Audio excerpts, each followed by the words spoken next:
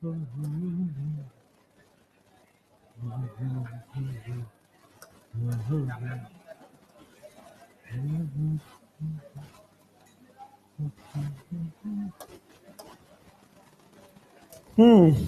देना last class का।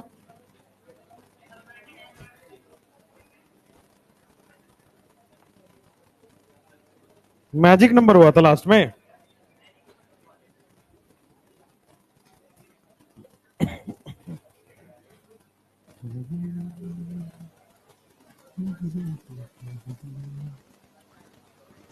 चलो, मैजिक नंबर आपने देख लिया था, है ना? और मैजिक नंबर के हेल्प से आपने एटॉमिक नंबर निकालना सीखा था। हर ग्रुप में आप एटॉमिक नंबर निकाल सकते हो मैजिक नंबर के हेल्प से। तो ग्रुप नंबर 1 आपने देखा था, उसमें मैजिक नंबर क्या था? उसमें सारे ही मैजिक नंबर आ रहा था, 2 8 8 32 और 32। अगर मैं ग्रुप 2 एंड ग्रुप 18 की बात करता हूं, तो what will be the magic number? Silence. Magic number में 2 हटा दो तो आपके पास आ जाता था इसका मैं। और फिर आपके पास ग्रुप 13 से 17 तक का एक मैजिक नंबर आता है, एक और 8 हटा दो। फिर आपके पास आता है ग्रुप नंबर 3, इसका मैजिक नंबर आता है 18 18 32 और 32। रिमेनिंग ग्रुप नंबर 4 से ग्रुप नंबर 12 का जो मैजिक नंबर होता है 18 32 32, यही होता है। चलो नेक्स्ट। इससे आप मैजिक नंबर निकाल पाओगे इससे आप एटॉमिक नंबर निकाल पाओगे हर ग्रुप के एलिमेंट्स का। अभी एक काम करते हैं, क्वेश्चन करते हैं इसके ऊपर बेस्ड, और फिर एक नेक्स्ट टॉपिक है finding group number, atomic number, period number of elements, वो करेंगे। सबसे पहले कुछ क्वेश्चंस देखते हैं इसके ऊपर। क्वेश्चन लिखोगे, find the atomic number of ABCD। Find the atomic number of ABCD। Atomic number of ABCD आपको निकालना है।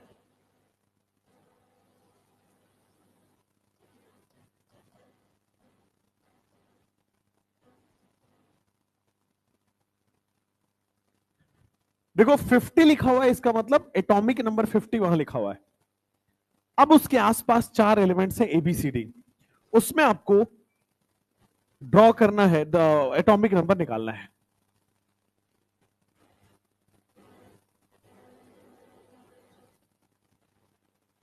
आंटी जी लोग कहां गए थे? कहां गए थे? आइसक्रीम खाने?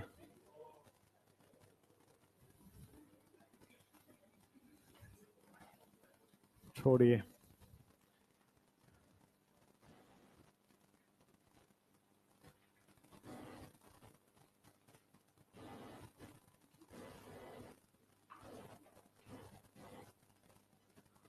Find out the atomic number of the elements ABCD.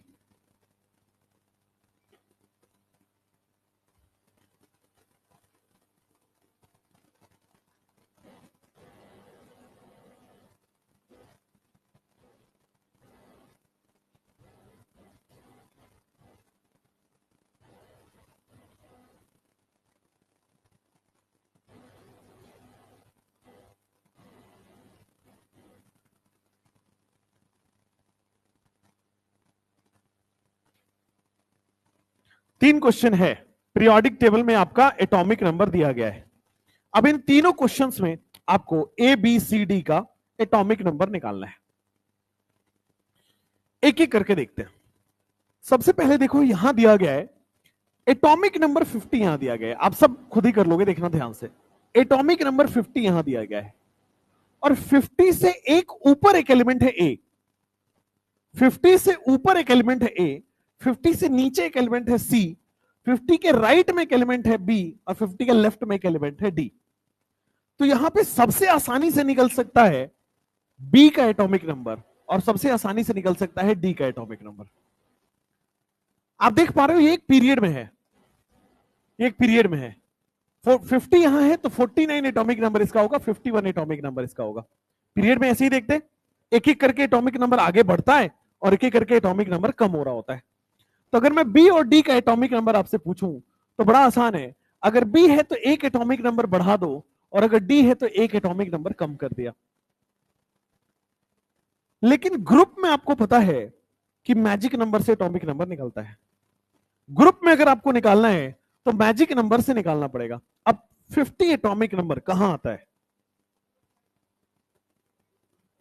हां, मैंने आपको बताया था कि आपको यह याद करना पड़ेगा, 1 3 11 19 37 55 87 और 2 10 18 36 54 86 118। ये मैंने आपको बोल दिया था फर्स्ट और लास्ट याद करने को। अब मुझे बताओ 50 कहां लाई कर रहा होगा, कौन से पीरियड में, कहां? क्या आप देख पा रहे हो? यहां पे है, इस पीरियड में है। अब देखो सबसे लास्ट ग्रुप 18 में 54 है। 53 कहां होगा? 17 में। 52 होगा 16 में। 51 होगा 15 में। 50 होगा 14 में। तो ग्रुप नंबर 14 में ये है। ठीक है, अब ध्यान दीजिएगा, यानी कि टिन जो होता है ना, टिन कार्बन फैमिली में, उसका एटॉमिक नंबर होता है 50। अब ध्यान देना, carbon, carbon, silicon, germanium, tin और लेड, इसी टिन का एटॉमिक नंबर होता है ग्रुप नंबर 14 में 50 एटॉमिक नंबर होता है। अब कह रहा है 50 से ऊपर वाले का एटॉमिक नंबर निकालो, 50 से नीचे वाले का एटॉमिक नंबर निकालो। ध्यान से, ग्रुप 14 में मैजिक नंबर क्या लगता है? ग्रुप 14 में 8 18 18 32 लगता है, तो मैं इसको लिख दो 8 18 18 32 32। 50 से नीचे जाना है तो मैं क्या जोड़ूं? 32 जोड़ूंगा, तो क्या इसका आ जाएगा 82, और इसमें से 18 माइनस कर दूंगा तो ऊपर वाले का आ जाएगा। माइनस करो, कितना आ रहा है? 32 आ रहा है। तो जो ए का एटॉमिक नंबर है वो आ रहा है 32 और जो सी का एटॉमिक नंबर है वो आ रहा है 82। आपको बस ये फाइंड करना पड़ेगा इन क्वेश्चंस में, ये जो 50 दिया हुआ है कौन से ग्रुप का है। जिस ग्रुप का होगा उस ग्रुप का मैजिक नंबर लिखना है, सबट्रैक्ट करने से ऊपर आ जाएगा, ऐड करने से नीचे वाला आ जाएगा। जैसे एक क्वेश्चन कराता हूं, 86 वाला देखो, कौन से ग्रुप में लाई करता है 86? क्या ग्रुप 86 देखो, 1 3 11 19 37 55 87, 2 10 18 36 54 86 118। तो देखो 86 तो यही वाला है, 86 तो यही वाला है ग्रुप 18। अब वो कह रहा है 86 से लेफ्ट में एक ऊपर, ध्यान से देखिए, ए कहां है? 86 से लेफ्ट में, यानी कि क्या वो 85 की बात कर रहा है? 85 से ऊपर यानी कि यहां जो एलिमेंट होगा उसकी बात कर रहा है। ध्यान दीजिए, what is the atomic number of, ये तो है हीलियम, ये है नियॉन, ये है आर्गन, ये है क्रिप्टन, ये है जेनॉन, रेडॉन। हमें रेडॉन दे दिया, राइट, हमें रेडॉन दे दिया, लेकिन रेडॉन का एटॉमिक नंबर नहीं पूछा है। वो कह रहा है रेडॉन के बगल वाला जो एलिमेंट है 85, 85, 85 के ऊपर वाले का एटॉमिक नंबर बताओ। तो 85 के ग्रुप नंबर 17 में होगा, और ग्रुप नंबर 17 में आता है आपके पास fluorine, chlorine, bromine, iodine, astatine, यही आता है। और ग्रुप नंबर 17 में मैजिक नंबर क्या है? 8 18 18 32 है, 32 32, यही है। अच्छा, तो अगर मैं 85 ले रहा हूं, कुछ गलत है? अच्छा, ऊपर 8 कैसे आया? नीचे आएगा ना। अब आ जाएगा आपके पास 8 18 18 32 32 आ जाएगा। अब ध्यान दीजिए, अगर मुझे 85 से ऊपर चाहिए तो 32 माइनस करना पड़ेगा, 85 से नीचे चाहिए तो 32 ऐड कर दो। तो नीचे चाहिए तो 32 ऐड करो, कितना हो रहा है? 117, और ऊपर कितना होगा? 53। तो कह रहा है ए का कितना हो जाएगा आपके पास? 53। सी का कितना हो जाएगा आपके पास? 117। बी का कितना हो जाएगा? बी का 86 के जस्ट नीचे वाला 118 हो जाएगा। डी का कितना हो जाएगा? 55। भाई ग्रुप 18 के आगे कौन सा एलिमेंट आता है? ग्रुप 18 के आगे कोई होगा ही नहीं ना, तो ये एलिमेंट आएगा ही नहीं, डू नॉट एग्जिस्ट। हे भगवान, पीरियोडिक टेबल से बाहर कैसे एलिमेंट चला जाएगा? आप रिपीट में नहीं जा सकते कि सर मैं काम करता हूं ग्रुप 1 में आ जाता हूं वापस, वो नहीं होगा, वो पहले ही लिखा होगा। ग्रुप 18 के बाद कोई नहीं होगा, do not exist, element D नहीं निकल पाएगा। जैसे वहां पे देखो, ध्यान से देखना, 57 दिया गया है, पहले पता करो ये कौन से ग्रुप का है। तो मैंने लगाया, सबसे पहले आता है 1 3 11 19 37 55 87, यही आता है, मतलब ग्रुप 1 का एलिमेंट दिया गया है। ठीक है, कह रहा है 57 से नीचे वाला अगर निकल पाए तो सी निकल जाएगा। 57 से नीचे कौन होता है? 57 से नीचे 50, अच्छा 57 है, मैं 55 ले रहा हूं, सॉरी 57।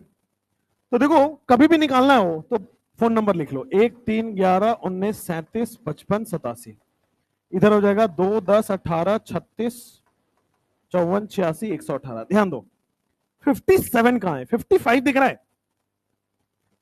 55 के बाद ग्रुप नंबर 2 में 56 आएगा और ग्रुप नंबर 3 में 57 आ जाएगा, तो ये इसका मतलब ये ग्रुप 3 का एलिमेंट है। ठीक है, ग्रुप 3 का एलिमेंट है। और ग्रुप 3 का एलिमेंट हमने आपको सिखाया हुआ है, स्कूटर, यामाहा, लाओ, ऐसा। क्या 57 हम सबको आइडिया है कि इसी लैंथनम की बात हो रही है? अब आ जाओ 57 से नीचे, आपने को या तो मैजिक नंबर लिख लो 18 18 18 32 32, भाई या तो मैजिक नंबर लिख लो, तो कितना हो जाएगा? 32 जोड़ोगे तो क्या 89 आ जाएगा? तो जो सी का एटॉमिक नंबर है वो 89 है। 89 के जस्ट बाद क्या आएगा? 90 आ जाएगा। चलो 57 के जस्ट बाद क्या आएगा? 58, रॉन्ग। 58 से 71, 58 से 71 एफ ब्लॉक है, तो उसके जस्ट बाद आपके पास आ जाता है 72, फिर ये आ जाएगा 73। आपको सबसे पहले एटॉमिक नंबर देख के पता करना है कौन से ग्रुप का है, फिर ग्रुप के आगे पीछे के एलिमेंट्स आपको निकालना होता है। That's it. डी 90 कैसे हुआ?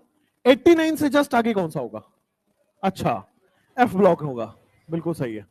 डी 90 नहीं होगा। अब आ जाओ, तो 90 से 103, 90 से 103 एफ ब्लॉक चला गया, ये 104 आएगा। आया समझ में? फिर बताऊं, फिर बताऊं? कुछ तो आधे आधे हाँ कर रहे हैं, हाँ पूछ लेना ऐसे कोई वो। हाँ, जैसे मान लो अभी आपको क्वेश्चन दिया गया है, जैसे मान लो वो वाला क्वेश्चन दिया गया है कि आपको बोल दिया कि यहां पे मेरा 57 एलिमेंट पड़ा हुआ है, इसके आगे वाले का क्या एटॉमिक नंबर होगा, इसके आगे वाले का क्या एटॉमिक नंबर होगा, ऐसा पूछ रहा है वो। ठीक, फिर कह रहा है इस 57 के नीचे वाले का भी एटॉमिक नंबर बताओ और इस 57 के नीचे के आगे वाले का भी एक एटॉमिक नंबर बताओ। यही क्वेश्चन था पूरे पीरियोडिक टेबल में। इस क्वेश्चन का मतलब ये है 57 से जस्ट आगे वाला एटॉमिक नंबर क्या होगा? ध्यान दीजिएगा, 57 ग्रुप नंबर 3 में आएगा। कैसे पता चला? वो टेबल देख के। कैसे पता चला? ये टेबल देख के। 55 अगर ग्रुप नंबर 1 में है तो इसके आगे वाला जस्ट 56 होगा, इसके आगे वाला जस्ट 57 होगा, तो 57 ग्रुप 1 में आ गया, ग्रुप 2 और ग्रुप 3 में आ जाएगा। 57 ग्रुप 3 में आ गया। ग्रुप 3 हमें पता है स्कूटर, यामाहा, लाओ, ऐसा। जो लैंथनम होता है वो एटॉमिक नंबर 57 होता है, पढ़ा है हमने। और 58 से 71 है ही नहीं पीरियोडिक टेबल में, गायब है, वो नीचे होता है। 58 से 71 गायब है। इसके बाद जो आता है क्या वो 72 एलिमेंट आता है? उसी तरह ये 89 होता है। 90 से 103 गायब है, पीरियोडिक टेबल में है ही नहीं, वो नीचे लिखा होता है। तो इसके बाद जो आता है वो 104 आता है, क्या लिखा है था? ठीक, आ जाओ। तो 57 के जस्ट बाद क्या आएगा? 72। इसके आगे क्या आएगा? 73। इससे जस्ट नीचे क्या 89 आएगा?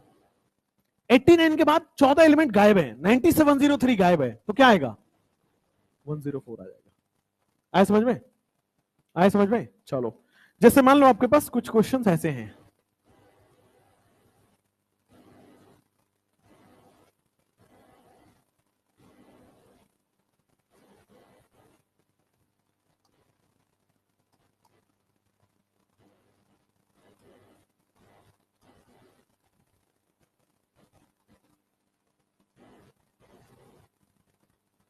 Find the atomic number of A B C D. कह रहा है 101 एलिमेंट, 101 लिखा हुआ है। अब बताओ उसके आगे पीछे का, ध्यान से देखना। 101 क्या 90 से 103 के बीच में आ रहा है? क्या ये एफ ब्लॉक का एलिमेंट है?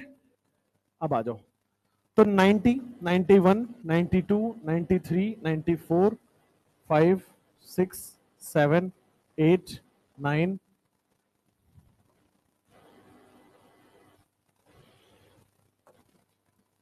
100, 101, 102, 103, 190 से 103। क्या यही 14 एलिमेंट्स होते हैं एफ ब्लॉक में 90 से 103? मुझे दिया हुआ है ये वाला 101 दिया हुआ है।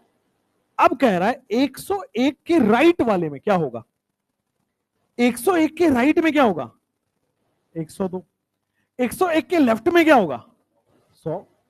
तो सीओडी तो निकल गया। अब एक काम करते हैं, उससे जस्ट ऊपर क्या होगा और ऊपर के लेफ्ट और राइट में क्या होगा? ध्यान दीजिए। क्या ये एफ ब्लॉक एलिमेंट लिखा हुआ है? एफ ब्लॉक के जस्ट ऊपर कौन होता है? 58 से 71 वाला। 58 से 71 वाला ही तो होता है। 61, 2, 3, 4।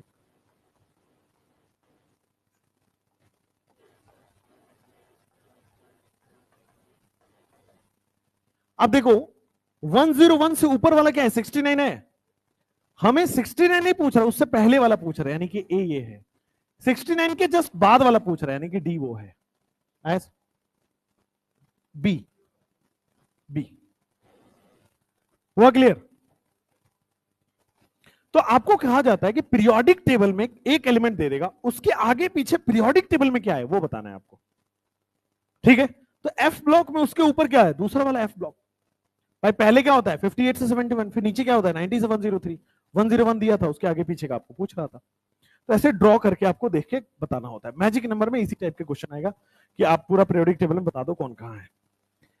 नेक्स्ट हेडिंग डालोगे, finding period number, group number, finding period number, group number,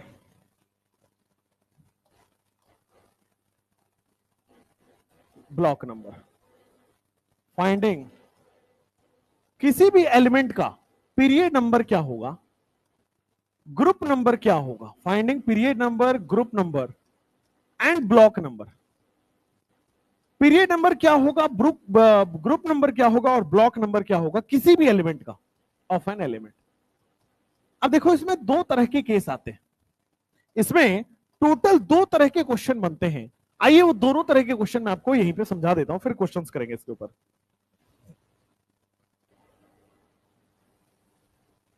इसमें दो तरह के क्वेश्चन बनते हैं। कई बार क्या होगा, एटॉमिक नंबर लिख के दे देगा, बोलेगा 49, इसका पीरियड नंबर बताओ, ग्रुप नंबर बताओ, ब्लॉक नंबर बताओ। कई बार कहेगा 58, इसका पीरियड नंबर बताओ, ग्रुप नंबर बताओ, ब्लॉक नंबर बताओ। कई बार एटॉमिक नंबर देके पीरियड, ब्लॉक, ग्रुप पूछ लेगा। कई बार कॉन्फ़िगरेशन दिया होगा, इलेक्ट्रॉनिक कॉन्फ़िगरेशन लिख देगा, फिर बोलेगा पीरियड बताओ, ब्लॉक बताओ, ग्रुप बताओ। तो सबसे पहले मैं एटॉमिक नंबर अगर दिया है तो कैसे निकालते हैं उसकी चर्चा कर रहे हैं। अगर आपके क्वेश्चन में एटॉमिक नंबर दिया हुआ है तो पीरियड, ब्लॉक, ग्रुप कैसे निकालोगे, ध्यान से समझना। बस सिंपल एक चीज पहला पूरा याद है आपको, पहले ग्रुप का एटॉमिक नंबर याद है, लास्ट वाले ग्रुप का एटॉमिक नंबर याद है, बस आप कैलकुलेट कर लोगे, बस उतने। ग्रुप नंबर 1 का एटॉमिक नंबर 1, 3, 11, 19, 37, 55, 87 होता है। ग्रुप नंबर 18 का जो एटॉमिक नंबर होता है 2, 10, 18, 36, 54, 86, 118।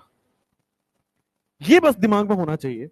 अब किसी भी एटॉमिक नंबर का पीरियड, ब्लॉक, ग्रुप निकाल पाओगे। अभी देखना, कह रहा है सबसे पहला क्वेश्चन, क्वेश्चन नंबर 1, अगर कह रहा है एटॉमिक नंबर दिया है 48, calculate the period, block and group. अब ध्यान देना, ये दोनों मुझे याद है। अब ढूंढो 48 कहां है। क्या इसमें, इसके बीच में लाइक 1 और 2 के बीच में 48 मिलेगा? नहीं। 3 से 10 में 48 मिलेगा? नहीं। यहां मिलेगा? नहीं। 19 से 36 में मिलेगा? नहीं। हां, यहां पे आपको मिल जाएगा। क्या 48 यही मिलेगा? ये मिल रहा है। 54 जो है वो ग्रुप 18 में है। 54 जो है क्या वो ग्रुप 18 में है? उससे जस्ट पहले, या फिर अब काम करो आप ऐसा लिख दो, 54 क्या ग्रुप 18 में है? उससे पहले वाला ग्रुप 17 में होगा, उससे पहले वाला 16 में होगा, उससे पहले वाला ग्रुप 15 में होगा, उससे पहले वाला ग्रुप 14 में होगा, उससे पहले क्या ग्रुप 13 में होगा, उससे पहले क्या ग्रुप 12 में होगा। तो मुझे सबसे पहले पता लग गया कि कौन से ग्रुप में है। ठीक है, तो मुझे सबसे पहले आ गया एटॉमिक नंबर 48 का ग्रुप तो 12 है। अब आइए पीरियड निकालते हैं। ये फर्स्ट पीरियड है 1 और 2, ये सेकंड पीरियड है 3 से 10, ये थर्ड पीरियड है 11 से 18, ये फोर्थ पीरियड है 19 से 36। देखो फिफ्थ पीरियड में लाई करेगा 48, तो क्या मुझे पीरियड भी निकल गया 5। अब मुझे बस ब्लॉक बताना है। अब आपको पता होगा ग्रुप 12 कहां लाई करता है, ग्रुप 3 से 12 कहां लाई करता है, तो जो ब्लॉक है वो डी ब्लॉक है।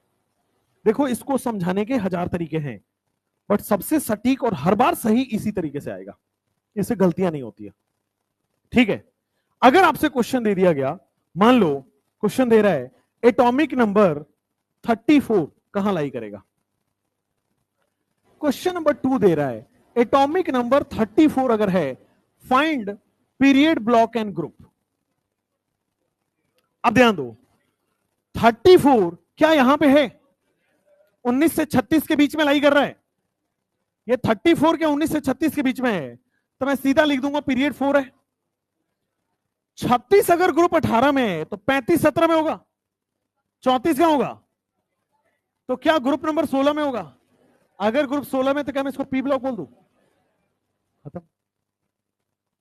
अगर एटॉमिक नंबर दिया हुआ है तो द इजीएस्ट मेथड है ये कि आप पता कर लो, लिख के देख लो कि कहां कहां लाई कर रहा है। हाँ, क्वेश्चन कुछ इस तरह से भी घुमाया जाएगा कि अगर आपके पास दिया गया एटॉमिक नंबर 102, एटॉमिक नंबर 102 कहां से लाई करेगा, ध्यान से देखिएगा। हमें ये तो पता है ना कि हमें ये पता होना चाहिए एटॉमिक नंबर कि 58 से 71 और 90 से 103 ये 6th पीरियड में लाई करता है और ये 7th पीरियड में लाई करता है। एकदम सही बात है, 6th पीरियड और 7th पीरियड में लाई करता है। ठीक, क्या ये सारे के सारे एफ ब्लॉक हैं, सारे ये 14 और ये 14, क्या ये सारे के सारे ग्रुप 3 हैं, क्योंकि हर एक एफ ब्लॉक ग्रुप 3 में लाई करता है। आ जाओ, तो अगर मुझसे कोई पीरियड पूछेगा 7 आ जाएगा, अगर मुझसे कोई ब्लॉक पूछेगा एफ ब्लॉक आ जाएगा, अगर मुझसे कोई ग्रुप पूछे तो हर एक एफ ब्लॉक एलिमेंट ग्रुप 3 में लाई करता है।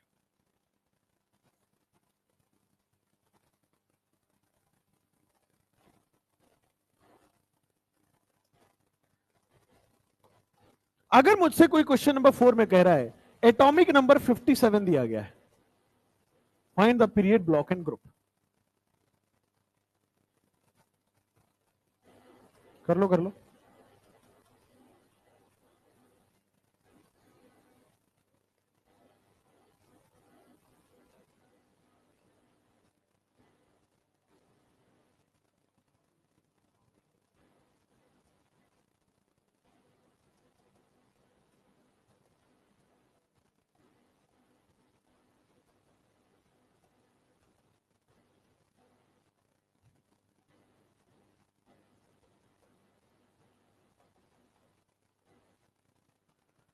चलो, अगर आपको एटॉमिक नंबर दिया गया है तो देखो 57 को ढूंढते हैं, कहां मिलेगा सबसे पहले। फर्स्ट पीरियड में नहीं है, सेकंड में नहीं है, थर्ड में नहीं है, फोर्थ में नहीं है, फिफ्थ में नहीं है, सिक्स्थ में मिल जाएगा। क्या सिक्स में मिल जाएगा, यहां पे मिलेगा 57। चलो, तो सबसे पहले निकल लिया कि पीरियड नंबर 6 में लाई करेगा ये। अच्छा, कौन से ग्रुप में है, ध्यान से देखना। 55 ग्रुप 1 में है, 56 ग्रुप 2 में होगा, 57 ग्रुप 3 में आ जाएगा, तो ग्रुप 3। और ग्रुप 3 में है तो ब्लॉक बता दोगे क्या, क्या डी ब्लॉक आ जाएगा। नेक्स्ट क्वेश्चन नंबर, नेक्स्ट 5, 12 कहां लाई करता है, ध्यान देना। क्या 12 यहां लाई करता है, कौन से पीरियड में है 12, कौन से पीरियड में है, पीरियड 3 है क्या, ग्रुप कौन सा है? आइए, अगर 11 वन में है तो 12 अगला होगा, वन का अगला कौन है? 2, तो ग्रुप 2 आ जाएगा। ग्रुप 2 को कौन सा ब्लॉक बोलते हैं? ग्रुप 2 का जो ब्लॉक होता है वो एस ब्लॉक होता है। नेक्स्ट 29। 29 कहां लाई करेगा? क्या पीरियड 4 में है? देखो 19 से 36 के बीच में ही कहीं 29 होगा 29, तो पीरियड आ जाएगा आपके पास 4। ग्रुप चेक करते हैं, देखो ग्रुप जो 36 है वो 18 में है, 35 है वो कहां होगा? 34 है वो कहां आएगा? 33, 32 जो होगा वो ग्रुप नंबर 14 में आएगा, 31 जो होगा वो ग्रुप नंबर 13 में आएगा, 30 जो है वो ग्रुप नंबर 12 में आएगा, जो 29 है वो ग्रुप नंबर 11 में आएगा, यानी कि ग्रुप 11 है। अगर ग्रुप 11 है तो ब्लॉक कौन सा होगा? बस सिंपल, कैलकुलेट कर लीजिए, लिख लीजिए उसको। ये 3 क्वेश्चन होमवर्क में डाल लीजिए, ठीक। लास्ट वाला कर लो, क्वेश्चन नंबर 116 कर लो।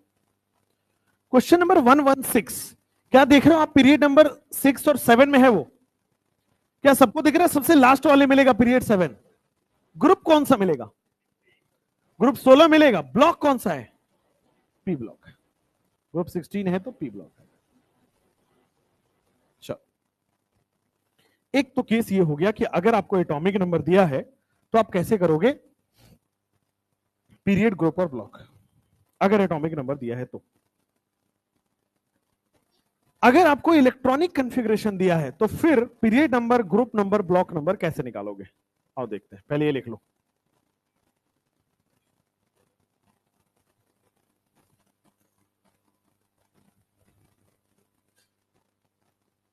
फिर इसके बाद अपन जेड इफेक्टिव की फील प्रॉपर है वो करेंगे।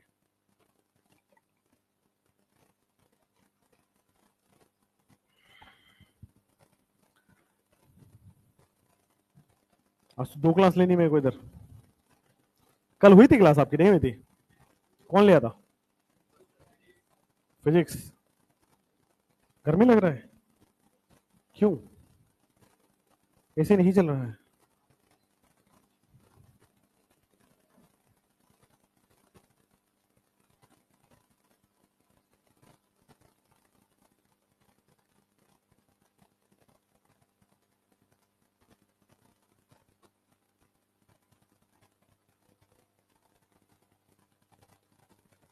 हेलो हेलो हेलो, हो गया? आंटी जी लोगों का नहीं हुआ, रुक जाओ।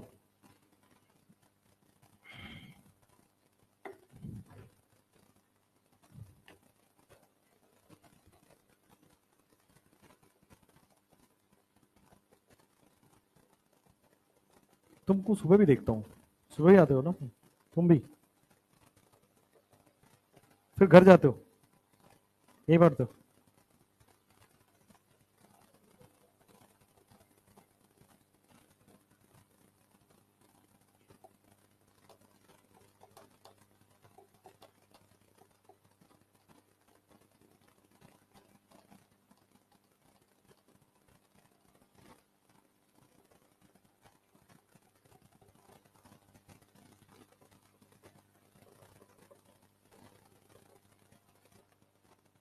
हो गया?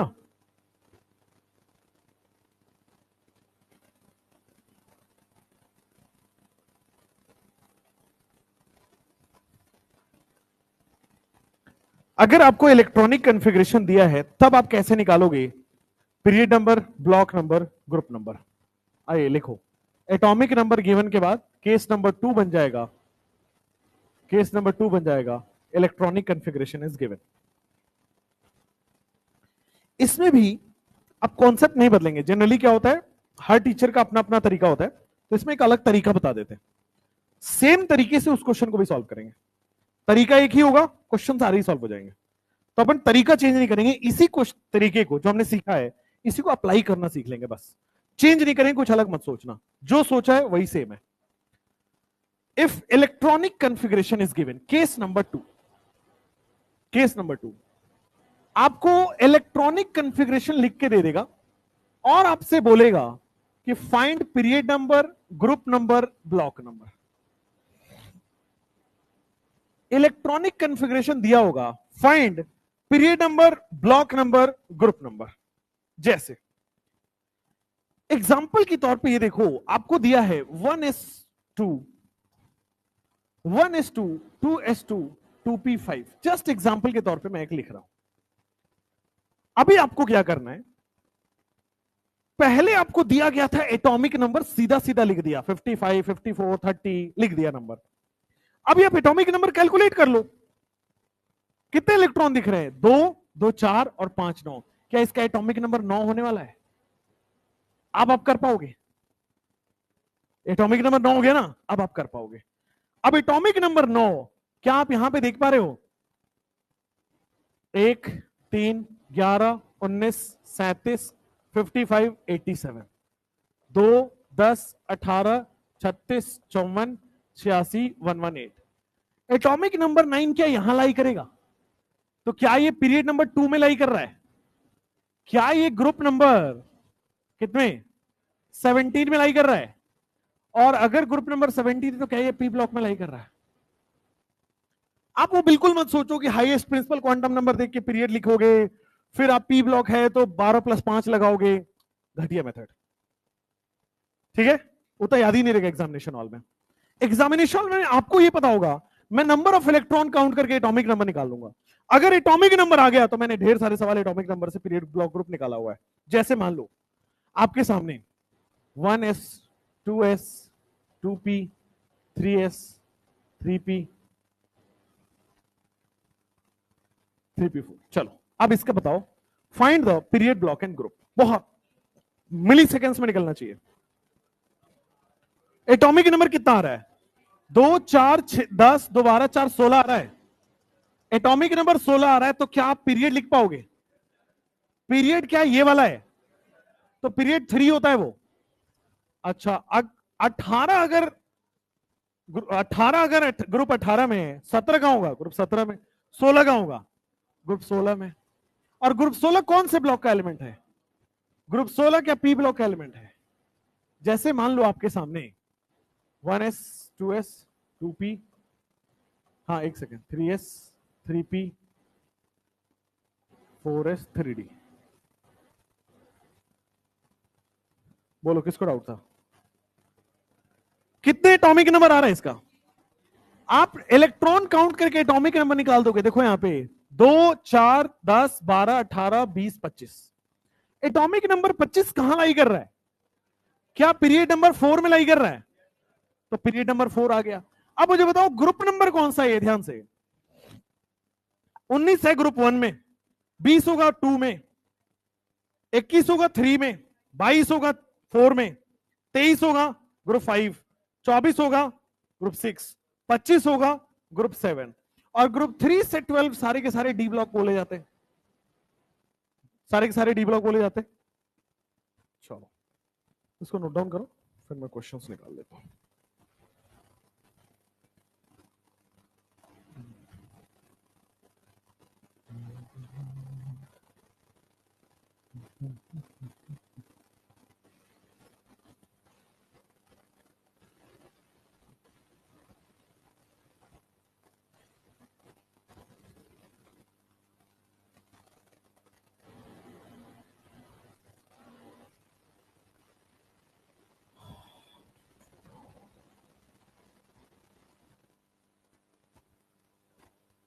ये लिख लिया? जल्दी लिखो।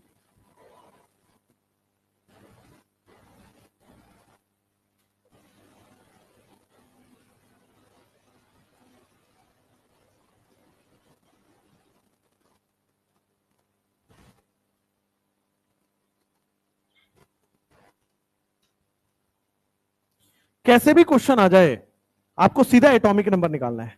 Finding period block group concept एक है। हर तरह के क्वेश्चन में एटॉमिक नंबर निकालना है, और एटॉमिक नंबर से आप पीरियड भी निकाल पाओगे, ग्रुप भी निकाल पाओगे, ब्लॉक भी निकाल पाओगे। बस यही तरीका है। कुछ मत समझो कि sir highest principal quantum number से पीरियड आता है। जनरली क्या बताते हैं, एक बार ध्यान से देख लो और यही भूल जाना, क्योंकि कंफ्यूजिंग मेथड होता है। कहते हैं इसमें जो हाईएस्ट प्रिंसिपल क्वांटम नंबर है, देखो प्रिंसिपल क्वांटम नंबर इसको बोलते हैं जो पहले लिखा जाता है। हाईएस्ट कौन है? तो यही पीरियड नंबर देगा। हाईएस्ट प्रिंसिपल क्वांटम नंबर कौन सा है, ध्यान देना, 3, यही पीरियड नंबर देता है। हाईएस्ट प्रिंसिपल क्वांटम नंबर कौन सा दिख रहा है आपको, 4 दिख रहा है, यही पीरियड नंबर देता है, ऐसा वो बताते हैं। ठीक, फिर याद करो, अब ग्रुप निकालने का तरीका अलग है। अगर पी ब्लॉक का है तो 12 plus number of electron in p, p में कितने इलेक्ट्रॉन है, 12 plus number of electron in p, group number आ जाता है। 12 plus number of electron in p, 12 plus p, 12 4 16। जब डी ब्लॉक की बारी आती है, 2 plus number of electron in D, 2 plus number of electron in D. Confusing है ना, पी ब्लॉक में 12 जोड़ना है, डी ब्लॉक में 2 जोड़ना है, एस ब्लॉक में कुछ नहीं जोड़ना है। इससे बढ़िया है एटॉमिक नंबर निकालो, पीरियड ब्लॉक ग्रुप अपने आप निकल के आ जाएगा। ठीक, बस आपको हिंट दे दिया कि बाकी कैसा बताएंगे।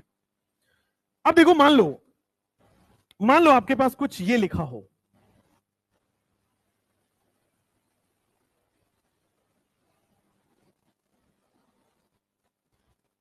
इन सब क्वेश्चंस को करते हैं। आइए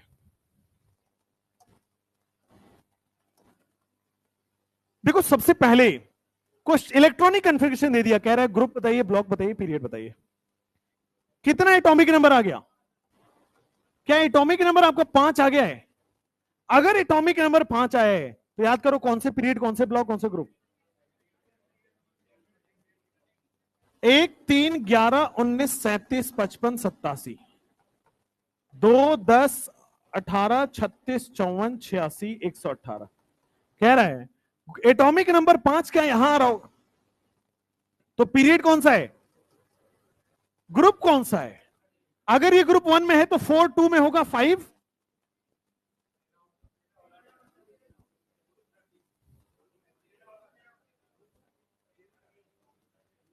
हाँ, ग्रुप 1 में आ जाएगा 3, ग्रुप 2 में आ जाएगा 4। लेकिन आप देखो सेकंड पीरियड में डी ब्लॉक कहां से आता, नहीं आता ना। थर्ड पीरियड में अब आपको सीधा ग्रुप 13 में जाओगे तो ग्रुप 13 में आ जाएगा 5, ग्रुप 13। अब आ जाओ, ब्लॉक कौन सा है, पी ब्लॉक। चलो नेक्स्ट, बस first period, second period, third period में डी ब्लॉक नहीं आता है, ध्यान से, इतना कॉमन सेंस आप अप्लाई करोगे। First period, second period, third period में डी ब्लॉक नहीं आता। चलो नेक्स्ट, कितने एटॉमिक नंबर आ रहा है, क्या ये कर चुके हैं, एटॉमिक नंबर 25 कर चुके, सेम आएगा। एटॉमिक नंबर 25 कर चुके, ये वाला करो। एटॉमिक नंबर कितना आ रहा है ये बता दो, एटॉमिक नंबर कितना आ रहा है, 24 आ रहा है। अच्छा, एटॉमिक नंबर 24 है, कहां लाई करेगा, क्या यहां पे पीरियड नंबर 4 में होगा? अच्छा, पीरियड 4 आ गया। अब देखो ग्रुप निकाल रहा हूं ध्यान से, 19 अगर 1 में है, 20 2 में होगा, 21 3 में होगा, 22 4 में होगा, 23 5 में होगा, 24 6 में होगा। ग्रुप 6 कहां लाई करता है, डी ब्लॉक में। जैसे मान लो आपके पास क्वेश्चन नंबर 4 है, जैसे मान लो आपके पास क्वेश्चन नंबर 4 है, इसमें एटॉमिक नंबर कैसे निकालोगे? देखो जेनॉन लिखा है सीधा सीधा, जेनॉन आपको पता है helium, neon, argon, krypton, xenon और रेडॉन। रेडॉन का कितना होता है, 86 होता है क्या? तो अगर रेडॉन लिख दिया मतलब 86 इलेक्ट्रॉन्स आ चुके, ठीक है। अच्छा, जेनॉन है, अगर जेनॉन है तो कितने इलेक्ट्रॉन आ चुके, 54 आ चुके। 54 में 7 जोड़ दो, कितना हो गया, 61 हो गया। एक और जोड़ दो, 62 हो गया। 2 और जोड़ दो, 64 आ रहा है। एटॉमिक नंबर सबके पास आ गया 64। अब एटॉमिक नंबर 64 कहां लाई करेगा? क्या आपको याद आ रहा है 58 से 71 वाला पीरियड है ये, 58 से 71 वाला है ये। क्या ये पीरियड 6 में होता है? क्या ये एफ ब्लॉक में होता है? क्या ये ग्रुप 3 होगा? अगर आप उस वाले मेथड से करेंगे हेवीली कंफ्यूजिंग है ये और ये, इसलिए एटॉमिक नंबर निकालिए थोड़ा सा सतर्क रहना पड़ेगा। पीरियड नंबर आ जाएगा 6, ग्रुप नंबर आ जाएगा 3 और आपके पास आ जाएगा एफ ब्लॉक। जैसे नेक्स्ट क्वेश्चन देखो, लिखा हुआ है 1:2 2:2, कितना हो गया एटॉमिक नंबर? एटॉमिक नंबर कितना आ रहा है? एटॉमिक नंबर आ रहा है 4। एटॉमिक नंबर 4 क्या वहां पे पीरियड नंबर 2 में लाई करेगा, ग्रुप नंबर 2 में लाई करेगा, और ग्रुप 2 एस ब्लॉक का है क्या? पीरियड, ब्लॉक और ग्रुप निकल आएगा। जैसे मान लो आपके पास ये वाले क्वेश्चन है,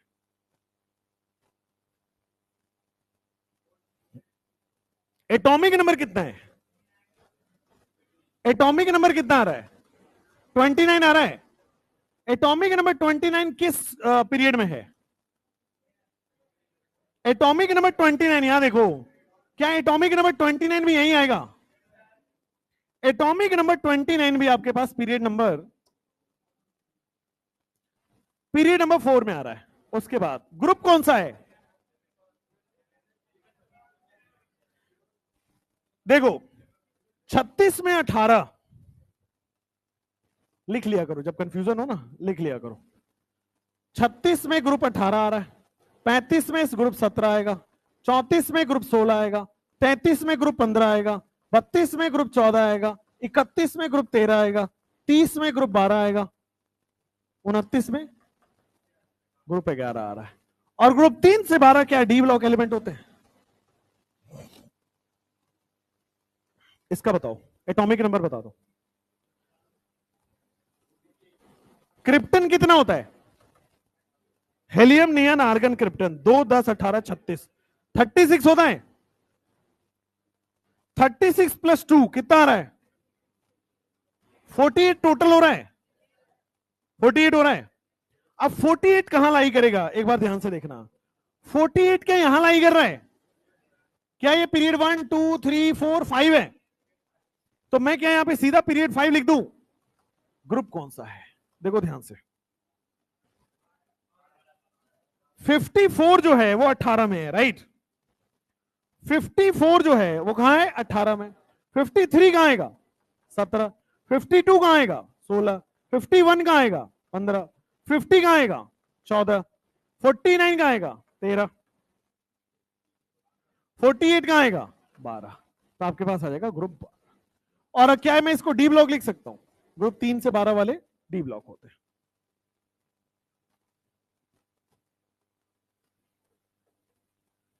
जेनॉन का कितना होगा, 54 होगा क्या, पीरियड पता है, काउंट कर लोगे ना फिफ्थ पीरियड यहां से, 54 फिफ्थ पीरियड। अच्छा, ग्रुप तो आपको याद हो गया, क्या ये पी ब्लॉक में आएगा, पी ब्लॉक हो गया। नेक्स्ट काउंट करो, 81, एटॉमिक नंबर कितना आ रहा है, 81। अब एटॉमिक नंबर 81 कहां लाई करेगा, एक बार देख लेते हैं। 81 क्या यहां लाई कर रहा है क्या, पीरियड 6 में लाई कर रहा है, क्या एफ ब्लॉक वाला है या नहीं है। 58 से 71 होता है, 90 से 103, एफ ब्लॉक नहीं है, यानी कि पीरियड नंबर 6 में तो है। ब्लॉक कौन सा है, पहले ग्रुप फिर ब्लॉक, पहले ग्रुप, ग्रुप ग्रुप देखो, 86 जो है वो ग्रुप 18 में है, 85 कहां होगा, ग्रुप 17 में, 84 कहां होगा, 83 ग्रुप 15, 82 ग्रुप 14, 81 ग्रुप 13, और ग्रुप 13 में तो क्या मैं इसको पी ब्लॉक बोल दूं। Next question, 1s2, atomic number कितना है, एटॉमिक नंबर 2 कहां, कौन से ग्रुप में है,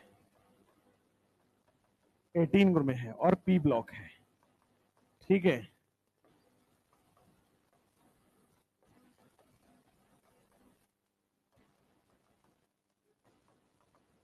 एक्सेप्शनल कॉन्फ़िगरेशन होता है, क्रोमियम का एक्सेप्शनल होता है, कॉपर का एक्सेप्शनल होता है, हीलियम का एक्सेप्शनल होता है।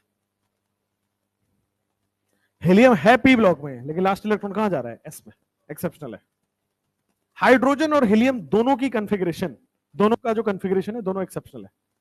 हाइड्रोजन भी ग्रुप 1 ग्रुप 17 जैसा होता है, हीलियम, क्या स्लाइड पीछे कर दे,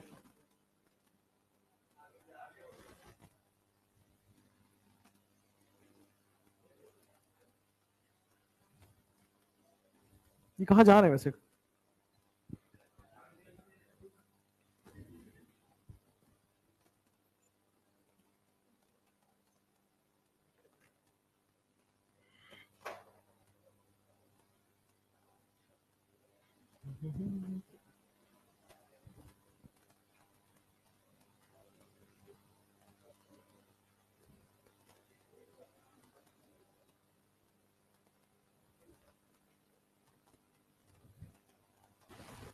हो गया? नहीं हुआ?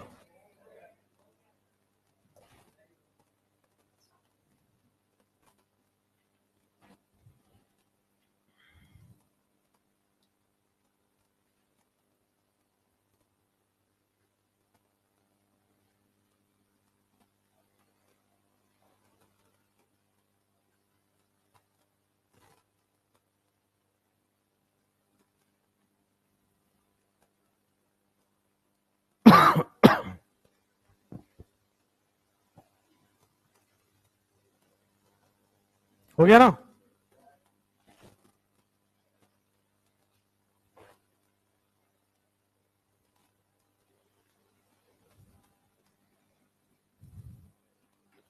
तुम लोग को ऑर्गेनिक पढ़ाना चाहिए था मुझे।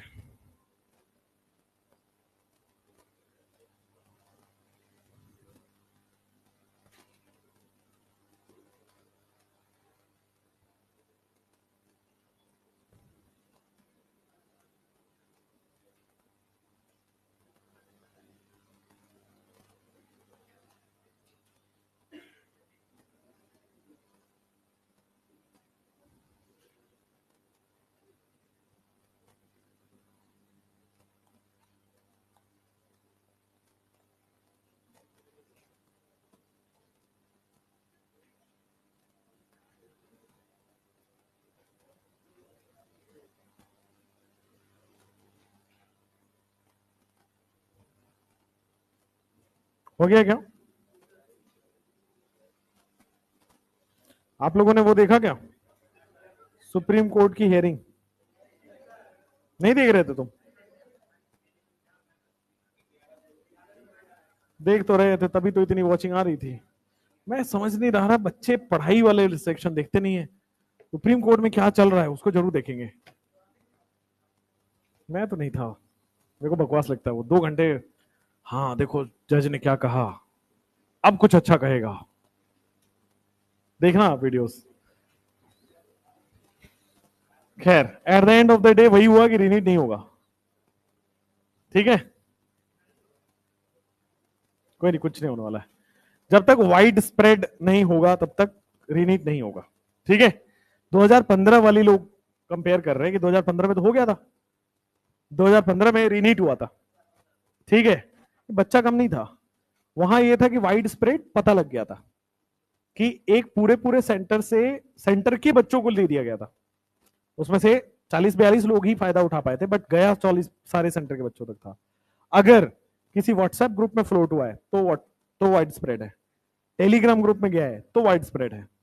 लेकिन अगर कुछ 20-25 लोग खरीद लिए हैं, वो वाइड स्प्रेड नहीं होता है। वो 20-25 लोगों की वजह से तुम बाकी 40,000 लोगों का नुकसान नहीं करा सकते जिनको सीट मिल रहा है। हाँ उल्टा भी सही नहीं है, अगर 40-50 लोगों तक चल जा चुका है तो फिर रीनीट होगा, बट ऐसा है नहीं, कोई वाइड स्प्रेड प्रूव नहीं हुआ है। और हम पटना वाले जो हैं छाए हुए थे कल, पूरे मीडिया में पटना पटना पटना चल रहा है। पेपर कहां लीक हुआ? पटना। नीट का पेपर कहां लीक हुआ? पटना। क्या तो हमने बना रखा है भाई, बिहार है यार, झूठ नहीं सच है वो। तो विशाल था तो विशाल मेरा, मैं थोड़ी था वो। हाँ बिहार बिगिनर्स के लिए नहीं है, सही बात कह रहे हो, लेकिन इतना भी गलत नहीं होना चाहिए बिहार में। चलो,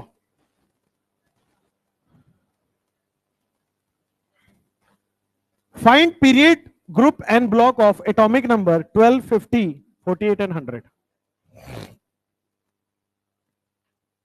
एटॉमिक नंबर 12 वालों का, एटॉमिक नंबर 12 वालों का पीरियड नंबर आप बताओगे, ग्रुप नंबर आप बताओगे, ब्लॉक नंबर आप बताओगे। पीरियड 3 होगा, सब लोग देख पा रहे, पीरियड 3 होगा, ग्रुप बता दो।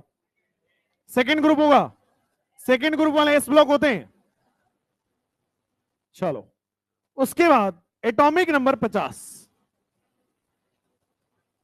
एटॉमिक नंबर 50 में पीरियड कौन सा है? ब्लॉक बता दो, सॉरी ग्रुप बता दो। 14 आ रहा है, क्या ये पी ब्लॉक होगा?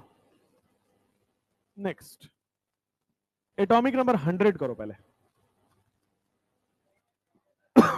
एटॉमिक नंबर 100, क्या वो दो डेंजर जोन है?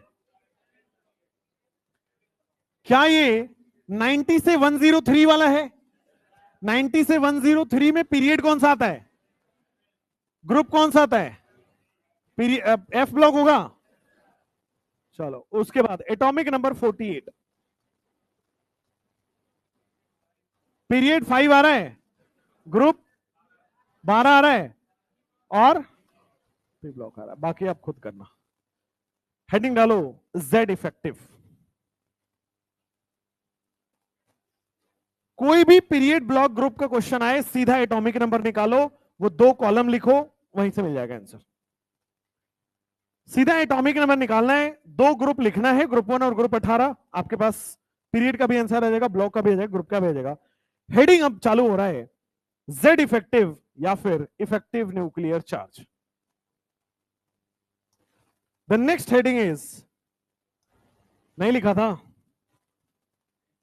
लिख लिया होगा, जेड इफेक्टिव या फिर जिसको हम लोग बोलेंगे इफेक्टिव न्यूक्लियर चार्ज, या फिर हम लोग बोलेंगे इफेक्टिव न्यूक्लियर चार्ज। आइए इफेक्टिव न्यूक्लियर चार्ज समझते हैं, पढ़ते हैं।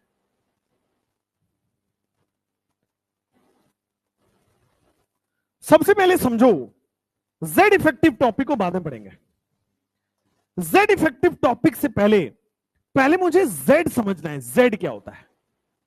यानी कि जेड को बोला जाता है न्यूक्लियर चार्ज। ये जेड और न्यूक्लियर चार्ज क्या है, पहले ये पढ़ते हैं और फिर इफेक्टिव न्यूक्लियर चार्ज के बारे में समझेंगे। ध्यान से देखना, ध्यान से देखो सब लोग, पेन कॉपी नीचे रख दो,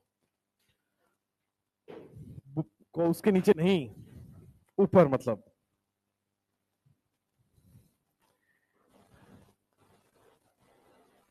क्या मंद बुद्धि लोग हैं यार, सोचना पड़ जाता है तुम्हें पढ़ाऊं ना पढ़ाऊं। पेन कॉपी नीचे वाला ऐसे कर रहे हैं, छुपा रहे। देखो, कोई भी जो एटम होता है, दुनिया का हर एटम, हर एलिमेंट, 1 से लेके 118 तक, उसके बीचों बीच न्यूक्लियस होता है और इसके चारों तरफ ऑर्बिट्स होते हैं। और इन चारों तरफ जो ऑर्बिट्स होते हैं, इसी में इलेक्ट्रॉन घूम रहा होता है।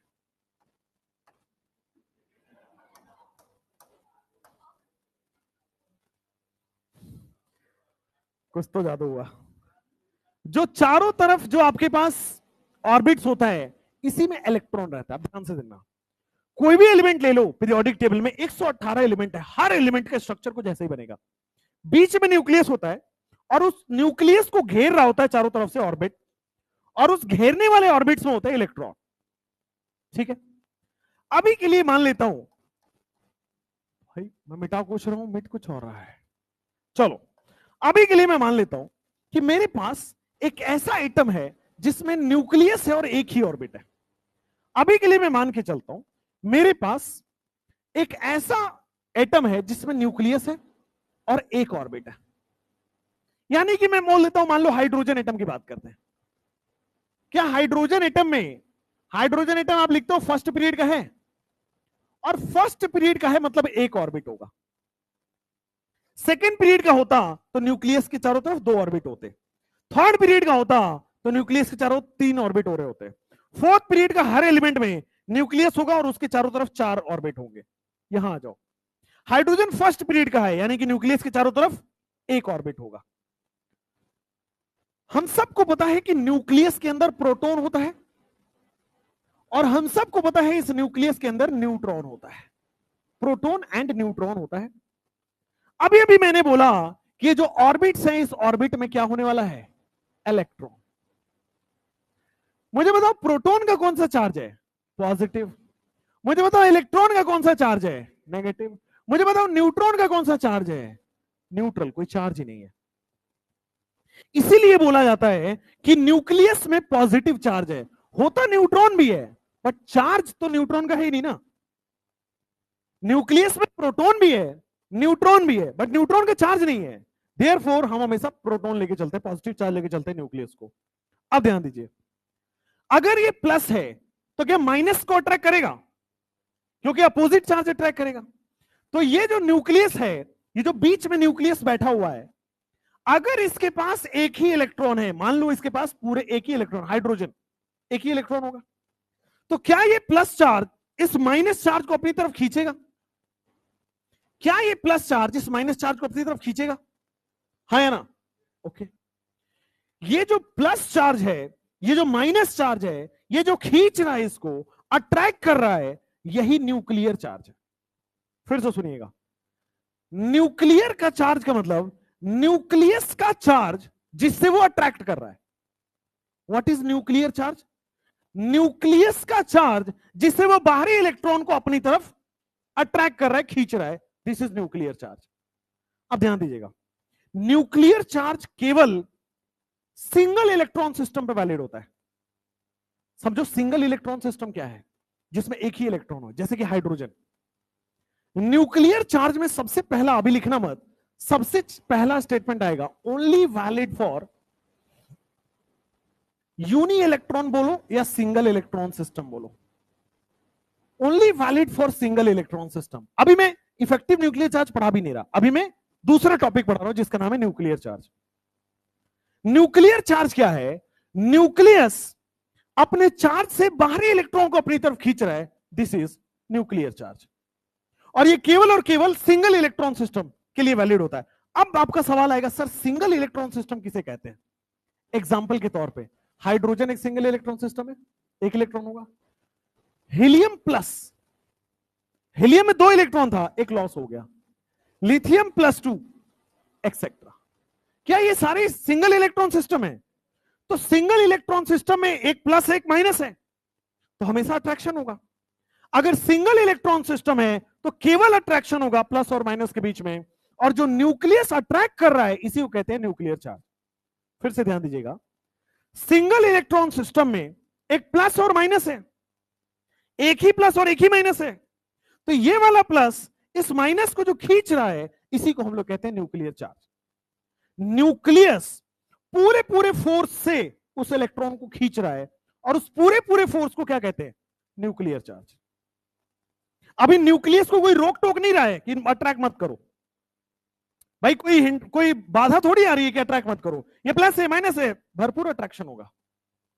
ठीक है, न्यूक्लियस पूरे पूरे फोर्स से इलेक्ट्रॉन को अपनी तरफ खींच रहा है, इसी को कहते हैं न्यूक्लियर चार्ज, या इसी का शॉर्टकट होता है Z।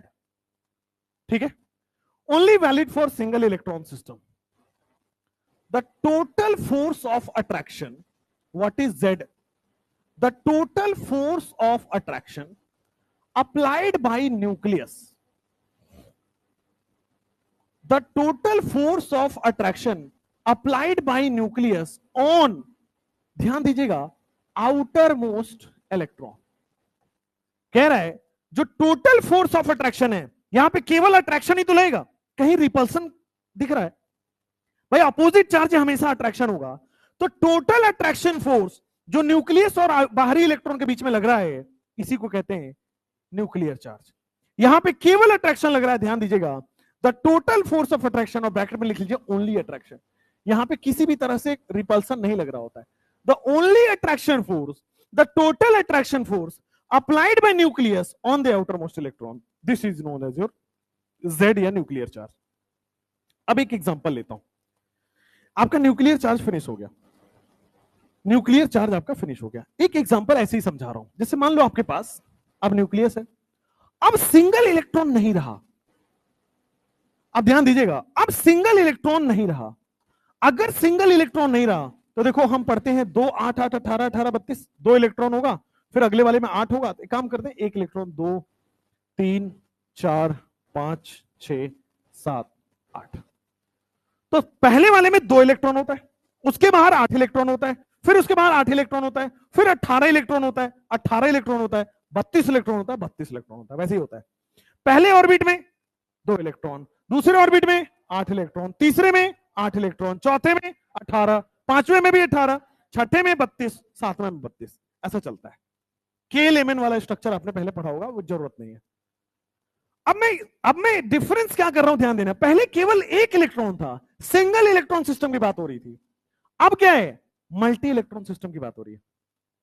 पहले केवल 1 इलेक्ट्रॉन था, तो केवल अट्रैक्ट हो रहा था, सारा का सारा न्यूक्लियस जो है आउटर मोस्ट इलेक्ट्रॉन को खींच रहा था। बट अब देखो बहुत सारे इलेक्ट्रॉन है, अब चूंकि बहुत सारे इलेक्ट्रॉन है तो ये जो न्यूक्लियस है ये इस इलेक्ट्रॉन को खींच तो रहा ही है, अभी भी अपोजिट चार्ज खींचेगा, लेकिन अब क्या है, इनर इलेक्ट्रॉन भी आ गया।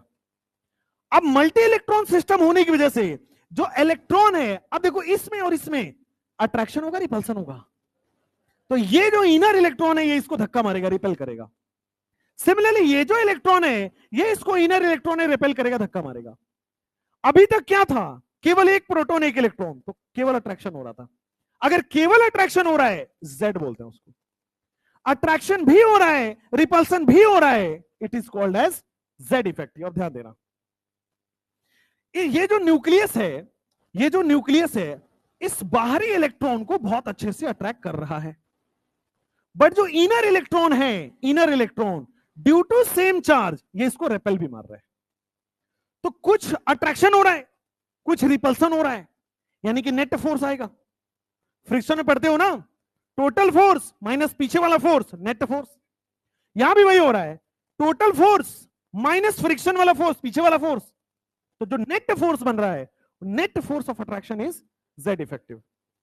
इसको मीम लैंग्वेज में बोलते हैं, बुलाती है मगर जाने का नहीं। देखो कैसे रिलेट कर पाओगे, ये इसको अट्रैक्ट करने की पूरी कोशिश कर रहा है और ये इसको धक्का मार रहा है, ये बोल रहा है, ये बुला रहा है, जाना मत, तुम दूर चलो। इसको ऐसे इंटरनेट पे समझाते हैं, how to crack NEET in 30 seconds. ऐसे ही इधर आओ, क्या होता है, अगर मान लो आपके पास केवल एक इलेक्ट्रॉन है और एक ही प्रोटॉन है, तो केवल और केवल सारा का सारा अट्रैक्शन होगा।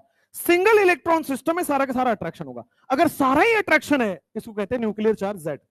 लेकिन अगर मल्टी इलेक्ट्रॉन सिस्टम आ गया, मतलब बाहर वाले इलेक्ट्रॉन भी अंदर वाले इलेक्ट्रॉन भी है, मतलब अब अट्रैक्शन तो हो ही रहा है, दिस इज अट्रैक्शन, इसमें कोई दिक्कत नहीं है, बट साथ साथ में अब रिपल्सन भी लगेगा, साथ साथ में रिपल्सन भी लगेगा। अच्छा यही नहीं, ये वाला भी रिपल्सन मारेगा इसको, ये वाला भी रिपल्सन मारेगा, सारे इलेक्ट्रॉन रिपेल करेंगे, टेंशन लेने की जरूरत नहीं है, all same charge repel each other. तो सारे मिलके बाहरी इलेक्ट्रॉन को बाहर भगा रहे, न्यूक्लियस चाह रहा है अंदर आए, इलेक्ट्रॉन चाह रहा है बाहर जाए। द नेट फोर्स जिससे वो न्यूक्लियस के पास आ रहा है, दैट इज जेड इफेक्टिव। यहां पे अट्रैक्शन भी हो रहा था, रिपल्सन भी हो रहा है, बट जो नेट जितना खींचा चला आ रहा है, नेट जितना पास आ रहा है, that is known as Z effective. इसको ऐसे समझते हैं, अंदर वाला न्यूक्लियस बाहर वाले इलेक्ट्रॉन को कितने नेट फोर्स से खींच पा रहा है, इसी को कहते हैं जेड इफेक्टिव। ठीक, अंदर वाला न्यूक्लियस इस बाहर वाले इलेक्ट्रॉन को कितने नेट फोर्स से खींच पा रहा है, डिस्पाइट की रिपल्सन लग रहा है, इसके बावजूद की रिपल्सन लग रहा है, फिर भी वो कितना नेट फोर्स से खींच रहा है, दिस इज जेड इफेक्टिव। अगर केवल और केवल अट्रैक्शन हो रहा था तो वो जेड इफेक्टिव था, जेड था, बट अट्रैक्शन भी है, रिपल्सन भी है, उसके बावजूद वो कितना खींच पा रहा है, that is known as Z effective. जैसे अगर मान लो आप घर से आए हो पढ़ाई करने, आए हो ना इसी के लिए, तब केवल पढ़ाई कर रहे हो, लेकिन अब यहां से हॉस्टल पहुंचने में बहुत सारी डिस्ट्रैक्शन भी होंगी, जो बोलेगी बेटा कोचिंग मत जाओ, दूर हो पढ़ाई से। मेडिकल कॉलेज पहुंचना है but as a doctor, but difference है इस स्टेटमेंट में। एक ऊपर वाले बैच में आज मैं बताया, बोल रहे थे बच्चे कि सर आपकी बात को हमने दिल पे ले लिया, मेडिकल कॉलेज पहुंचेंगे किसी न किसी तरह पे, बट मेडिकल कॉलेज पहुंचना जरूरी नहीं है, एज ए डॉक्टर पहुंचना जरूरी है। वहां गार्ड की नौकरी करोगे क्या, वहां पे वहां चाय बना रहे होगे, मेस में बर्तन साफ करोगे, वो नहीं चाहिए। मेडिकल कॉलेज में जाना है बट एज ए डॉक्टर। वैसे ही अट्रैक्ट करना है आफ्टर रिपल्सन, डिस्ट्रैक्शन के बावजूद आप पढ़ाई कर रहे हो, that is Z effective. Repulsion के बावजूद न्यूक्लियस खींच पा रहा है, that is Z effective. Repulsion के बावजूद न्यूक्लियस उसको खींच पा रहा है अपनी तरफ, दैट इज जेड इफेक्टिव। अब आओगे जेड इफेक्टिव, लिखना नहीं है और पेन कॉपी को डेस्क पे रखना है, नीचे नहीं रखना है उसको। इफेक्टिव न्यूक्लियर चार्ज, ध्यान से, बहुत फील है, अभी 5 मिनट तक आपको बस इसके बारे में सोचना ही है। कितना अच्छा लगता होगा ना किसी के बारे में सोच रहे हो, जेड इफेक्टिव के बारे में। जेड इफेक्टिव में क्या होता है, ध्यान से, it is valid for multi electron system. क्या मैं लिख दूं, valid for multi electron system, आ जाओ, valid for multi electron system, multi electron system के लिए वैलिड है। अब ध्यान देना, अट्रैक्शन तो होगा ही, साथ साथ में जो रिपल्सन भी होगा, इसको लिखते हैं net force of attraction despite the repulsion of inner electron. तो ध्यान सुनना, अब केवल फोर्स ऑफ अट्रैक्शन नहीं है, फोर्स ऑफ अट्रैक्शन भी है, रिपल्सन भी है। The net force of attraction despite, ये धक्का मार रहा है कि बाहर जाओ बाहर जाओ, फिर भी वो उसको अंदर की तरफ खींच रहा है, this is Z effective. Inner electron उसको दूर भगा रहा है, फिर भी न्यूक्लियस अपने पास बुला रहा है, this is Z effective. Net force of attraction despite the repulsion of the inner electron, this is known as your Z effective, valid for multi electron system. इसका डेफिनेशन होगा द, जैसे यहां टोटल फोर्स था ना, यहां पे आएगा net force, the net force of attraction, the net force of attraction, यहां था टोटल फोर्स ऑफ अट्रैक्शन, है अट्रैक्शन ही। ये जेड इफेक्टिव क्या है, न्यूक्लियस का पावर, न्यूक्लियस कितनी तेजी से कितनी ताकत से अपनी तरफ खींच पा रहा है, this is Z effective. Nucleus के पास 1000 रिपल्सन है, बट न्यूक्लियस फिर भी उसको अपनी तरफ अट्रैक्ट कर रहा है, this is Z effective. What is Z effective, nucleus को बहुत सारे इलेक्ट्रॉन मना कर रहे हैं, रिपल्सन कर रहे हैं, पर फिर भी वो खींच पा रहा है, that is Z effective. The net force of attraction applied by nucleus, ये किसकी पावर है, न्यूक्लियस की पावर है। The net force of attraction applied by nucleus, किस पे अप्लाई हो रहा है, हमेशा बेटा आउटर मोस्ट इलेक्ट्रॉन पे अप्लाई होगा। अट्रैक्शन तो और जगह भी है, but Z effective outer most के लिए वैलिड डिफाइन होता है, applied on outer most electron. इसमें जोड़ लेंगे डेस्पाइट, डेस्पाइट के मतलब उसके बावजूद, डेस्पाइट द रिपल्सन, और रिपल्सन कौन दे रहा है, इनर इलेक्ट्रॉन रिपल्सन दे रहे हैं। इसको ऐसे समझते हैं, जैसे मान लो आप घर के अंदर रहते हो, जनरली आप घर के अंदर रहते हो और कोई बाहर आपको अट्रैक्ट करने लगे, या आप किसी बाहर वाले को अट्रैक्ट करने लगे, पसंद आ गए, आपके मन की भाषा में बोलता हूं, या अंदर वाले लोग हैं, किसी बाहर वाले को आप अट्रैक्ट करना चाह रहे हो, बट जो आपके घर वाले हैं ना, अंदर वाले लोग जो घर में बैठे हैं, गला दबा देंगे आपका भी उसका भी, इसलिए दूर, इसके बावजूद आप अट्रैक्ट कर पा रहे हो, दैट इज जेड इफेक्टिव। हो गया, खुशी मिल गई मन को, और वो नहीं करना है, इधर आइए। Despite the repulsion of inner electron is known as Z effective. तो आप समझो इधर, द नेट फोर्स, न्यूक्लियस इतनी परेशानी के बावजूद भी अट्रैक्ट कर पा रहा है, न्यूक्लियस इतनी रिपल्सन के बावजूद भी अट्रैक्ट कर पा रहा है बाहर वाले इलेक्ट्रॉन को, that is Z effective, that is effective nucleus. इसीलिए इसका टर्म है इफेक्टिव, क्योंकि इफेक्टिव फोर्स है। अब ध्यान देना इसमें, क्या यहां पे दो तरह के फोर्स लग रहे हैं, क्या मल्टी इलेक्ट्रॉन सिस्टम में 2 टाइप्स ऑफ फोर्स लग रहा है, क्या कौन कौन से 2 टाइप्स ऑफ फोर्स लग रहे हैं, क्या अट्रैक्शन फोर्स भी लग रहा है और रिपल्सन फोर्स भी लग रहा है। लेकिन बस समझने की बात यह है, ये जो अट्रैक्शन फोर्स है कौन किस पे लगा रहा है, क्या अट्रैक्शन फोर्स, ध्यान देना, ये अंदर वाला न्यूक्लियस बाहर वाले इलेक्ट्रॉन पे लगा रहा है। तो अट्रैक्शन फोर्स में लिखता हूं इनर न्यूक्लियस, इनर न्यूक्लियस किस पे लगा रहा है, on outer most electron. Inner nucleus किस पे अप्लाई कर रहा है, आउटर मोस्ट इलेक्ट्रॉन पे अप्लाई कर रहा है, इसको कहते हैं अट्रैक्शन फोर्स। अब ध्यान देना, रिपल्सन फोर्स कौन लगा रहा है,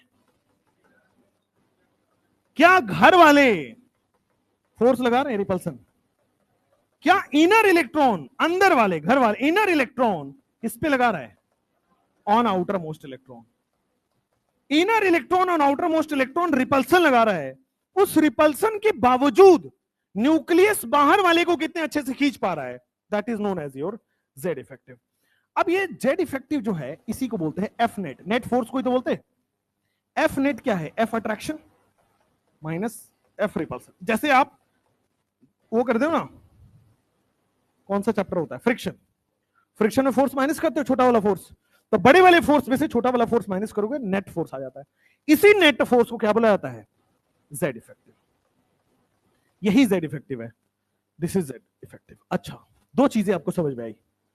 अगर मैं जेड, वो गाना सुने आपने, अगर मैं, वो क्या था, हाँ रुको सोचने दो, मैं आ लिखूं तो तू आ जाए, मैं बैठ लिखूं तो तू आ बैठे, ऐसा सुना है आपने? ये आजकल पता नहीं मेरे प्लेलिस्ट का फेवरेट हो गया है, अच्छा लगता है सुनने में। आपको भी अच्छा लगता है? नहीं लगता है? इधर इधर इधर इधर इधर इधर फोकस। बेटा तुम भटक जाते हो, तुम सीधा पहुंच जाते हो रोड पे, तुम बदला का उदाहरण पड़ रहा है यहाँ पे, पढ़ लो। इधर इधर इधर इधर। हाँ तो ये वही है कहानी कि जब जब मैं जेड इफेक्टिव बोलूं तो अट्रैक्शन समझ लेना, जब जब जेड इफेक्टिव बोलूं या जेड बोलूं आपको अट्रैक्शन समझना है। जेड इफेक्टिव का मतलब ऑलवेज अट्रैक्शन ही होता है। जेड इफेक्टिव अगर कोई आपसे बोले तो अट्रैक्शन, किस पर और किसका, ये सवाल है। न्यूक्लियस का आउटर मोस्ट इलेक्ट्रॉन पर। जेड इफेक्टिव बोले तो अट्रैक्शन। हमेशा जेड इफेक्टिव कभी बोला जाएगा वो अट्रैक्शन ही है। कितना अट्रैक्शन है वो तो अभी हम कैलकुलेट भी करेंगे, बट जेड इफेक्टिव अगर आपके सामने आ जाए इट इज ऑलवेज अट्रैक्शन। अंदर वाले न्यूक्लियस का बाहर वाले इलेक्ट्रॉन पे फटाफट 10 सेकंड में नोट डाउन कर लीजिए। स्क्रीनशॉट नहीं लेना, पढ़ो लिखो जल्दी से, और नोट्स बनाना है क्योंकि मेडिकल कॉलेज जाना है एज ए डॉक्टर।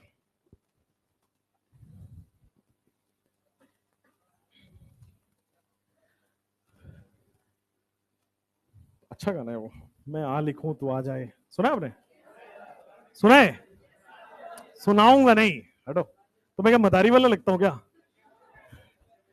अच्छा, अलग ही तुम्हारी डिमांड है भाई, किसी दिन कहोगे मुजरा करके दिखाओ, ऐसा थोड़ी होता है।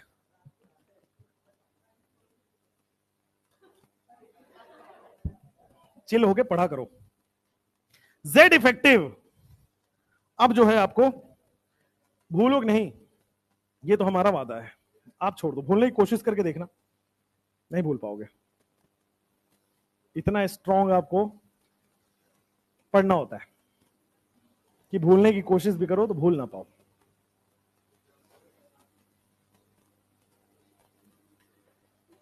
अगर कहीं जेड इफेक्टिव लिखा हो मतलब क्या समझना है आपको? अट्रैक्शन। किसका और किस पर? आउटर मोस्ट इलेक्ट्रॉन पे, बावजूद कि इनर इलेक्ट्रॉन रेपेल कर रहा है, बावजूद इनर इलेक्ट्रॉन नहीं चाहते हैं कि न्यूक्लियस और आउटर इलेक्ट्रॉन मिले। अभी उसकी कहानी भी आ रही है शील्डिंग में, पहले जल्दी जल्दी लिखो।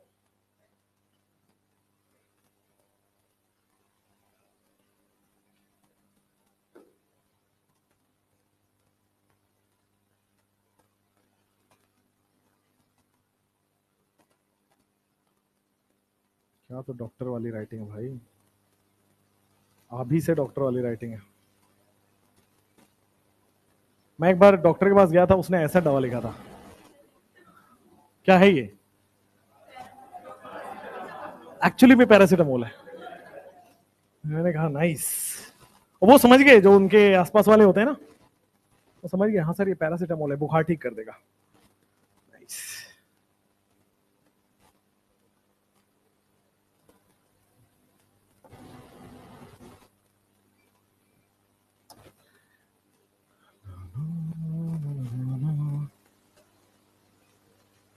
जेड इफेक्टिव जो है वो मल्टी इलेक्ट्रॉन सिस्टम में होगा हमेशा।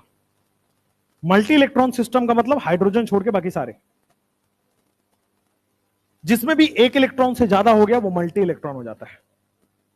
जेड इफेक्टिव मतलब अट्रैक्शन। न्यूक्लियस बाहरी वाले इलेक्ट्रॉन को कितनी मजबूती से अपनी तरफ अट्रैक्ट कर रहा है, दैट इज जेड इफेक्टिव। अंदर बैठा बैठा न्यूक्लियस बहुत सारे रिपल्सन के बावजूद फिर भी कितनी मजबूती से बाहर वाले इलेक्ट्रॉन को अपनी तरफ खींच पाए, दैट इज जेड इफेक्टिव।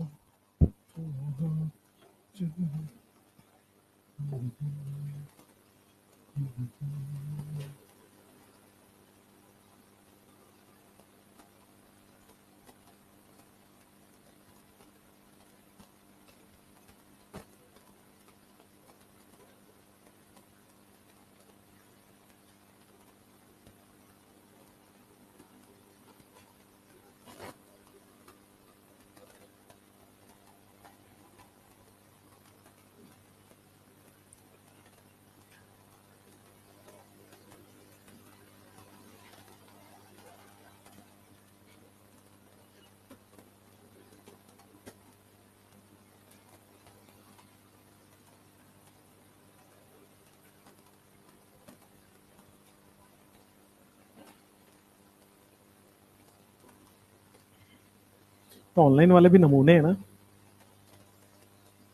मैंने इंस्टाग्राम पे फोटो डाला, लिखते हैं सर आप किसके साथ बैठे हो, कोई दोस्ती होगा साथ में।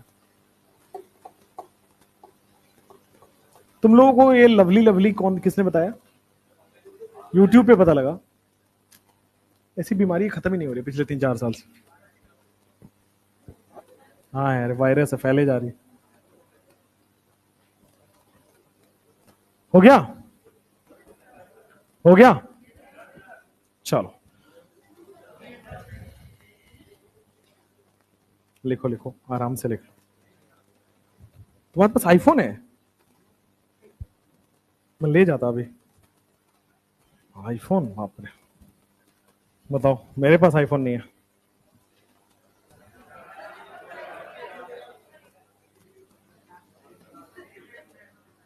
मेरे पास आईफोन नहीं है, गरीब आदमी है यार ये।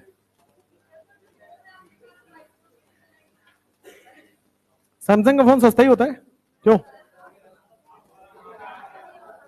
सस्ता है, बहुत सस्ता है।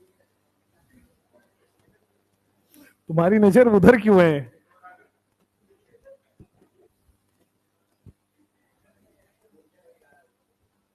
नोकिया।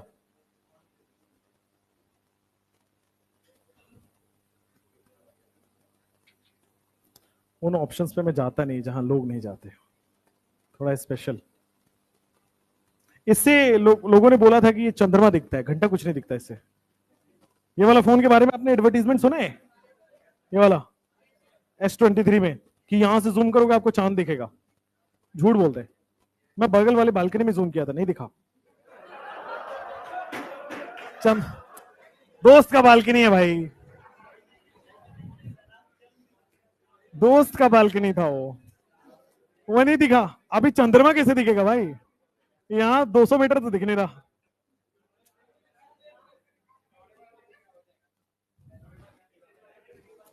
ये एक्चुअली क्या है, एक फॉल्स स्टेटमेंट है। सैमसंग पे किसी ने केस भी किया था। एक्चुअली क्या किया उन्होंने, जो मून है ना उसकी एआई इमेज डाल रखी है उन्होंने। तो आप मून ले, आप कैसा भी ब्लर फोटो लो, वो आपको एआई में अच्छा फोटो दिखा देगा। तो ये एक फॉल्स स्टेटमेंट है जो वो बनाता है। और उसको मैंने चेक भी किया था, बहुत सारे लोगों ने किया फिर उसको। मतलब ऐसे पार्क में गए, इस गेट से उस गेट पे देख रहे हैं, नहीं दिख रहा है, ब्लर है इतना। 100x करने के बाद ना थोड़ा सा भी हिलता है तो पूरा यहां से वहां दुनिया दिखती है ना। तो ऐसा कुछ है नहीं, फर्जी फोन है, नहीं लेना। मैं ऐसे ही चंद्रमा देख के ले लिया था कि इसको चांद देखेंगे बैठ के, कुछ नहीं दिखता। चलो इधर, हो गया। लिखो शील्डिंग इफेक्ट, लिखो शील्डिंग इफेक्ट या फिर स्क्रीनिंग इफेक्ट। बेटा स्क्रीन पे शील्डिंग इफेक्ट या फिर बच्चों स्क्रीनिंग इफेक्ट। अब ध्यान देना, एक नॉर्मल डेली लाइफ एग्जांपल आपसे पूछता हूं, ये भी याद हो जाएगा, अभी अभी आपको याद हो जाएगा क्लास में।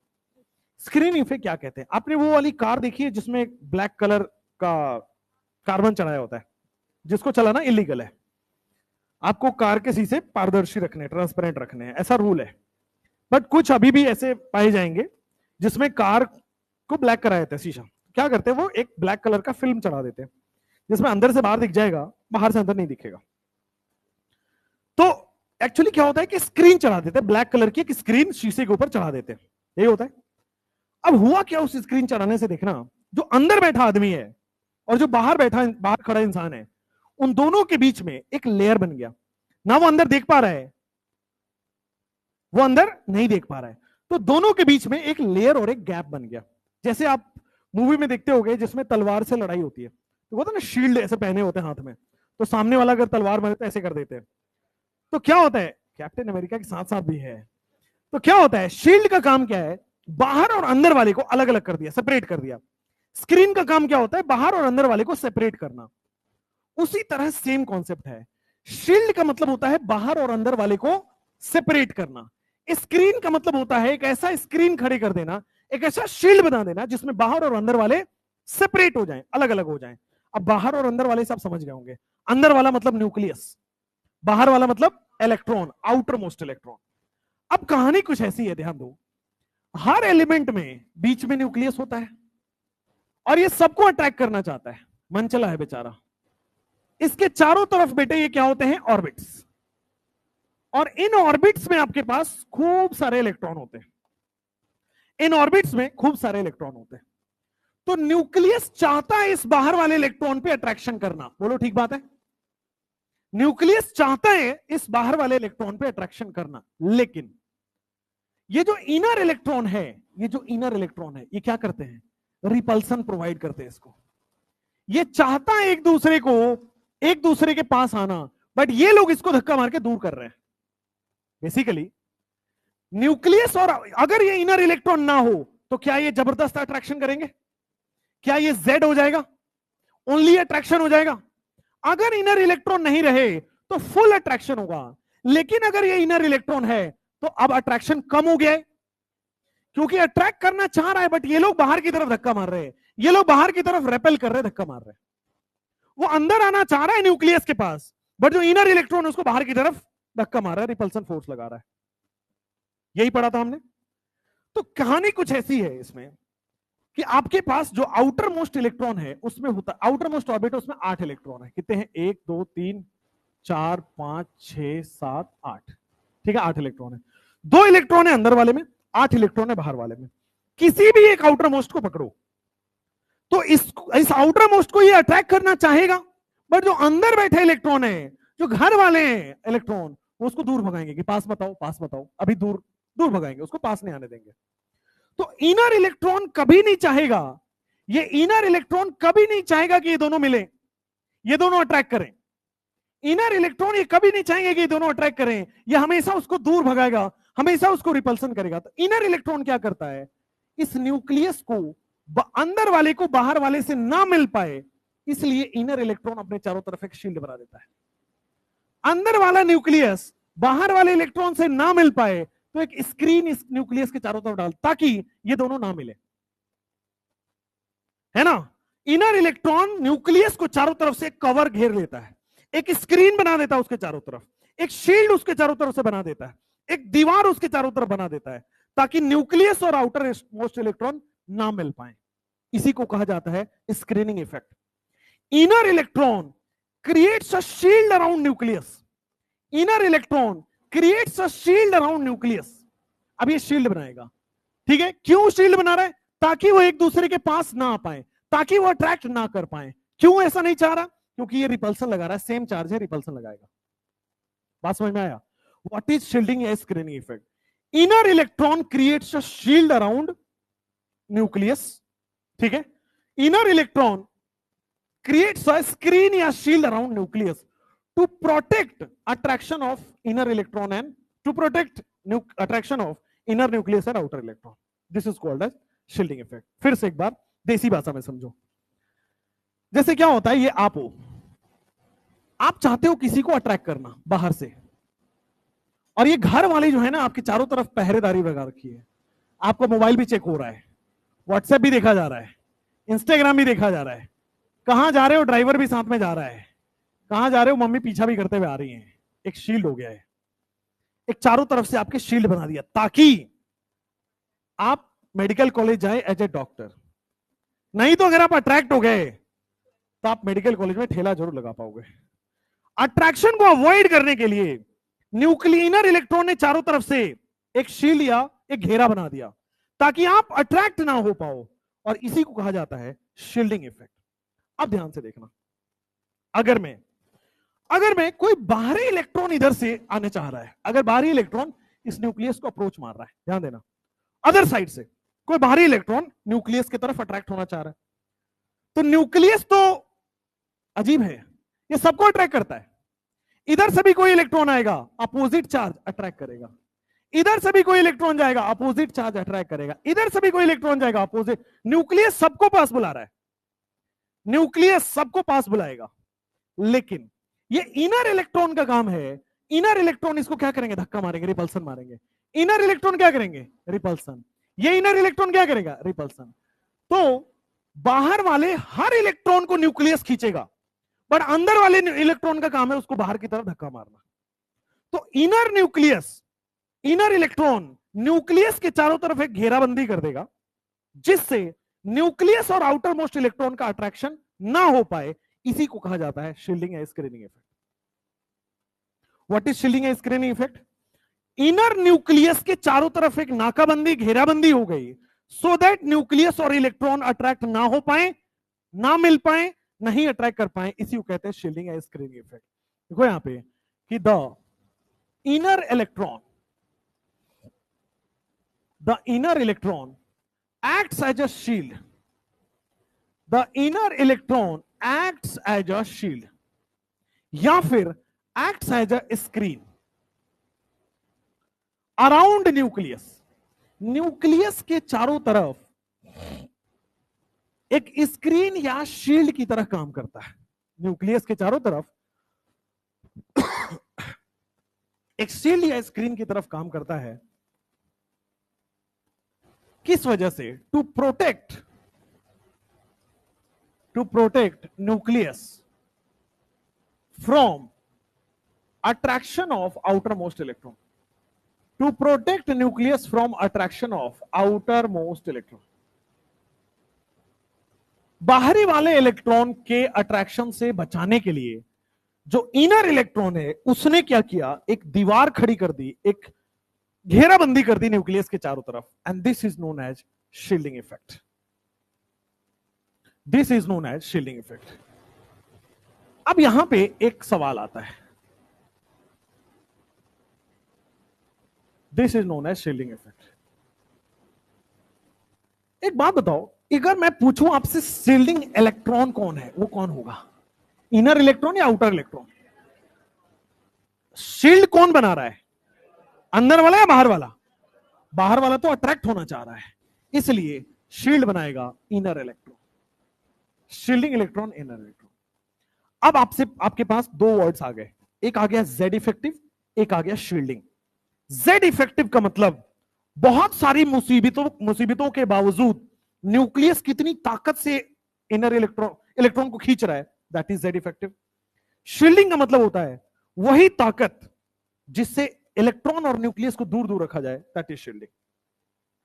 न्यूक्लियस कितनी पावर से आउटर इलेक्ट्रॉन को अपनी तरफ खींच पा रहा है। अब रास्ते में कितनी भी बाधाएं आ जाए, कितना रिपल्सन लग जाए, फिर भी उसको कितनी ताकत से खींच रहा है, that is Z effective. Shielding क्या है? ये इनर इलेक्ट्रॉन अपना पूरा ताकत लगा देंगे, ये दोनों ना मिले। इनर इलेक्ट्रॉन पूरे अपनी तरफ से चारों तरफ से एक घेराबंदी कर देंगे कि ये दोनों ना मिले, अंदर वाले बाहर वाले ना मिले, न्यूक्लियस इलेक्ट्रॉन ना मिले। इसी को कहते हैं शील्डिंग।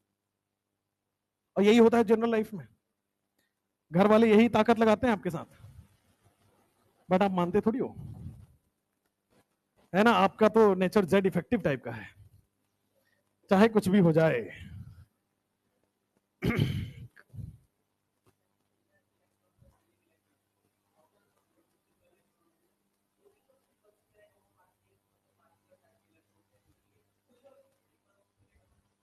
बट वो रिपल्सन मारता है, लेकिन वो शील्ड नहीं बनाता है, स्क्रीन नहीं बनाता है। स्क्रीन बनाने वाला तो अंदर वाले ही है, रिपल्सन करेगा बाकी बात ठीक है, बट शील्डिंग नहीं करेगा वो। इसीलिए शील्डिंग इलेक्ट्रॉन ये हो गया। चलो, तो जेड इफेक्टिव अगर बोल दिया तो अट्रैक्शन, शील्डिंग बोल दिया तो रिपल्सन। अब वापस से जेड इफेक्टिव और शील्डिंग को कंबाइन करते हैं। आ जाओ, जेड इफेक्टिव और शील्डिंग को कंबाइन करते हैं। जेड इफेक्टिव न्यूक्लियस कितने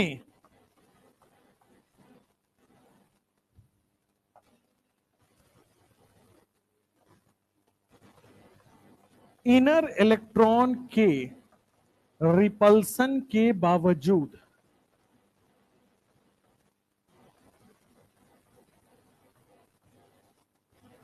न्यूक्लियस कितने ताकत से या कितने पावर से आउटर इलेक्ट्रॉन को अपनी तरफ खींच पा रहा है, आउटर इलेक्ट्रॉन को अपनी तरफ खींच पा रहा है, अपनी तरफ खींच पा रहा है, इसी को कहते हैं जेड इफेक्टिव।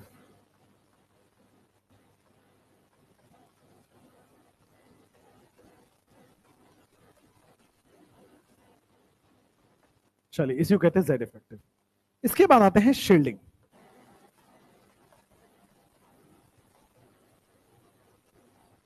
इनर इलेक्ट्रॉन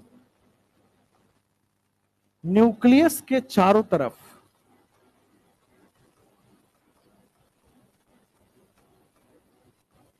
एक घेराबंदी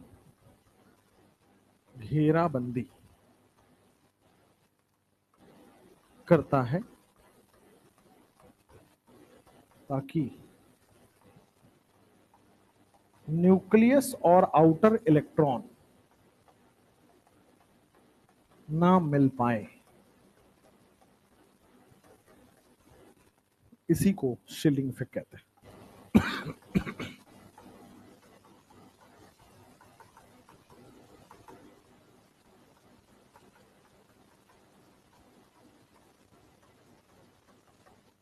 अब कंबाइन करके देखो तो आपको समझ आएगा। जेड इफेक्टिव बुला रहा है, शील्डिंग कह रहा है मत जाओ, बुलाती है मगर ये रियल लाइफ में भी।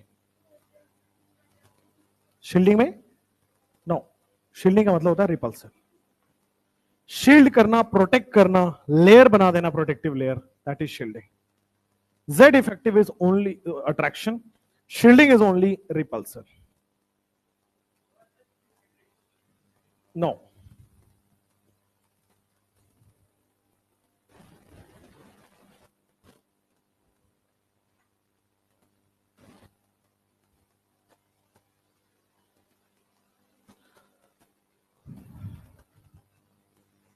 तो इतने दिन आपको कोचिंग आते हुए हो गए, जेड इफेक्टिव हुआ कि नहीं आपके साथ अभी जिंदगी में? नहीं हुआ? हुआ था। और शील्डिंग हो गया है, जेड इफेक्टिव से पहले ही शील्डिंग हो गया है।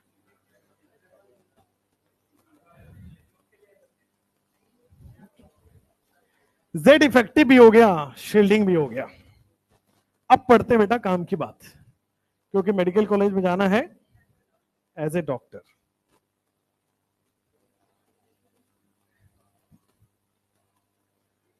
हो गया?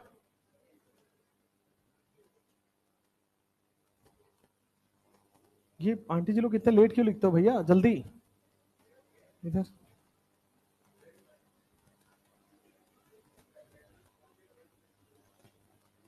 अब जेड इफेक्टिव का एक और फील है, पीरियड में और ग्रुप में, वो पढ़ते।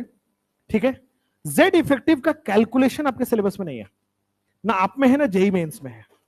ठीक है, जेई एडवांस में है, और दूर दूर तक आपको देखना भी नहीं है उसकी तरफ। स्लेटर्स रूल बोलते हैं उसको, सुना सुना सा लग रहा होगा, सिलेबस में ही नहीं है। ठीक है, नहीं बताऊंगा भी नहीं, मैं तो पिछले 33 साल में आज तक नहीं आया है, ना सिलेबस में कभी लिखा है, ना कभी क्वेश्चन में आया है, ना एनसीईआरटी में है, तो आपको पढ़ना नहीं है। उसका एक फील जरूर पढ़ना है, ठीक है, सो दैट क्वेश्चंस में वो होगा। तभी नेक्स्ट टॉपिक होगा फील ऑफ जेड इफेक्टिव।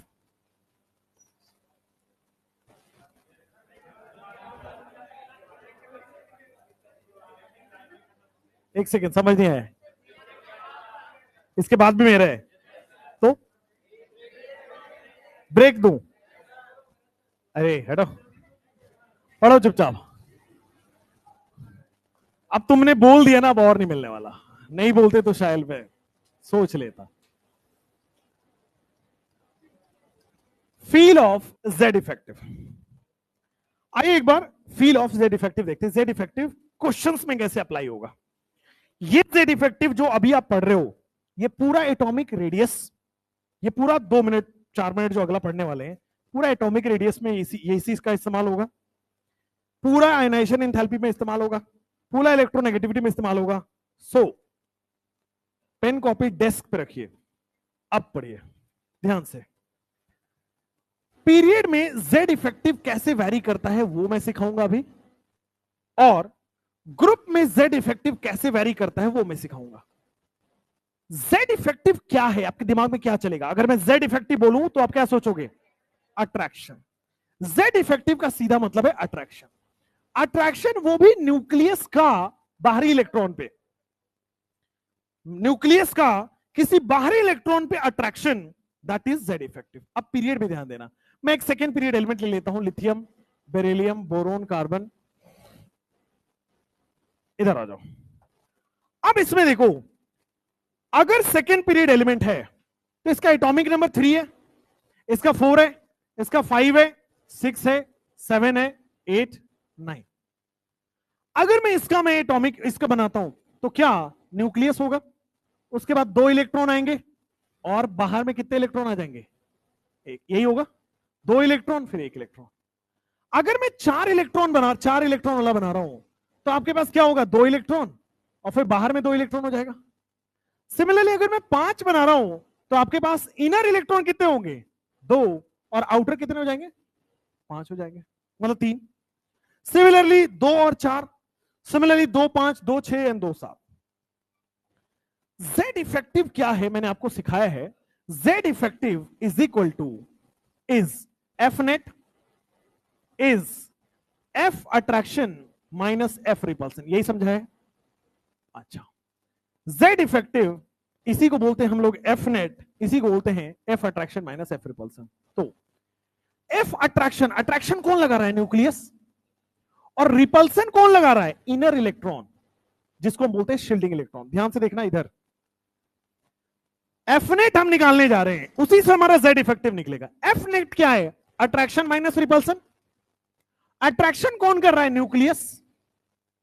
और रिपल्सन कौन कर रहा है? शील्डिंग इलेक्ट्रॉन, इनर इलेक्ट्रॉन, जिसको बोलेंगे शील्डिंग इलेक्ट्रॉन बोल दो, या फिर आप बोलो इनर इलेक्ट्रॉन। भाई अट्रैक्शन कौन कर रहा है? न्यूक्लियस के एटम, न्यूक्लियस वाला। और रिपल्सन कौन कर रहा है? Inner electron. अब मैं इसका जेड इफेक्टिव निकालता हूं, ध्यान देना।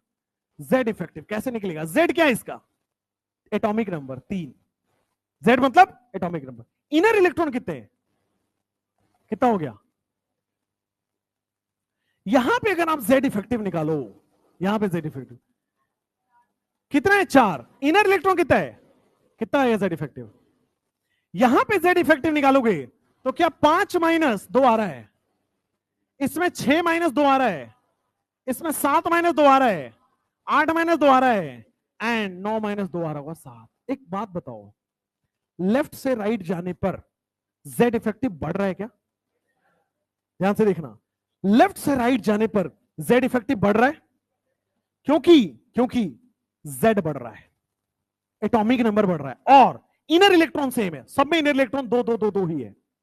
ठीक है, जेड बढ़ रहा है, इनर इलेक्ट्रॉन सेम है, इस वजह से जो सब्सट्रैक्शन आ रहा है, देखो जेड बढ़ रहा है, इनर इलेक्ट्रॉन सेम है, तो जो सब्सट्रैक्शन आएगा वो बढ़ा हुआ आएगा। ठीक है, अब आ जाओ, लेफ्ट से राइट जाओगे जेड इफेक्टिव बढ़ेगा। यानी कि जब जब लेफ्ट से राइट जाएंगे, न्यूक्लियस जैसे जैसे राइट की तरफ जा रहा है, न्यूक्लियस और तेजी से अपनी तरफ अट्रैक्ट करेगा। इसका जेड इफेक्टिव ज्यादा है, बेरिलियम का ज्यादा है, तो न्यूक्लियस और तेजी से बाहरी इलेक्ट्रॉन को अपनी तरफ खींचेगा। बोरोन का न्यूक्लियस और तेजी से अपनी तरफ खींचेगा। कार्बन और बढ़ गया जेड इफेक्टिव, और तेजी से न्यूक्लियस अपनी तरफ खींचेगा। फ्लोरीन का सबसे ज्यादा जेड इफेक्टिव है, फ्लोरीन बहुत स्ट्रांगली आउटर मोस्ट इलेक्ट्रॉन को अपनी तरफ खींचेगा। फील समझना, जेड इफेक्टिव। जेड इफेक्टिव का मतलब है जो अंदर बैठा न्यूक्लियस है वो कितने पावर से बाहरी इलेक्ट्रॉन को अपनी तरफ खींच पा रहा है, that is Z effective. Nucleus, अंदर बैठा न्यूक्लियस कितने पावर से बाहरी इलेक्ट्रॉन को अपनी तरफ अट्रैक्ट कर रहा है, दैट इज जेड इफेक्टिव। अब ध्यान दो, लेफ्ट से राइट जा रहे हैं, जेड इफेक्टिव बढ़ रहा है, जेड इफेक्टिव बढ़ रहा है, तो न्यूक्लियस का अट्रैक्ट करने का पावर बढ़ रहा है। जैसे जैसे लेफ्ट से राइट जा रहे हैं, न्यूक्लियस का अट्रैक्ट करने का पावर बढ़ रहा है। अच्छा, न्यूक्लियस अगर अपने पास बुलाएगा तो साइज छोटा होगा कि बड़ा होगा? इसीलिए लेफ्ट से राइट छोटा होगा। एक और चीज, अगर लेफ्ट से राइट जाओगे तो अट्रैक्शन बढ़ेगा कि घटेगा? न्यूक्लियस और तेजी से अट्रैक्ट करेगा ना, जेड इफेक्टिव बढ़ रहा है, यानी कि न्यूक्लियस का अट्रैक्शन बढ़ रहा है, तो न्यूक्लियस अट्रैक्ट करेगा। न्यूक्लियस अगर अट्रैक्ट करके रखा है तो इलेक्ट्रॉन निकालना आसान है कि मुश्किल? मुश्किल है, इसीलिए आयनेशन एनर्जी बढ़ जाएगा। अभी पढ़ेंगे, सब कुछ आएगा, बस मैं फील करा रहा हूं कि सारा चीज जेड इफेक्टिव से। जेड इफेक्टिव का एक लाइन में मतलब होता है अंदर बैठा न्यूक्लियस बाहर बैठे इलेक्ट्रॉन को कितने पावर से अपनी तरफ खींच पा रहा है। जेड इफेक्टिव बढ़ रहा है, यानी कि अंदर बैठा न्यूक्लियस बाहर बैठे इलेक्ट्रॉन को ज्यादा मजबूती से खींच पा रहा है। जेड इफेक्टिव बढ़ गया और ज्यादा मजबूती से खींच रहा है, और जेड इफेक्टिव बढ़ गया और मजबूती से अपनी तरफ खींच रहा है। समझ में आ रहा है? That is known as Z effective. अब ग्रुप की बात करते हैं। Lithium, sodium, potassium, rubidium, caesium. अब देखो, क्या इसका जेड कितना है? 3, 11, 19, 37, 55। जेड माइनस अगर इनर इलेक्ट्रॉन कर लो, लिथियम में इनर इलेक्ट्रॉन, आप देखो सबसे पहले वाले में 2 इलेक्ट्रॉन आएगा और आउटर वाले में 1 इलेक्ट्रॉन आएगा, यही आएगा। 3 है ना, तो 2 फिर 1, तो इनर इलेक्ट्रॉन कितना हो गया? इसमें इनर इलेक्ट्रॉन बताना, तो इनर इलेक्ट्रॉन कितना हो गया इसमें बताना, इसमें बताना।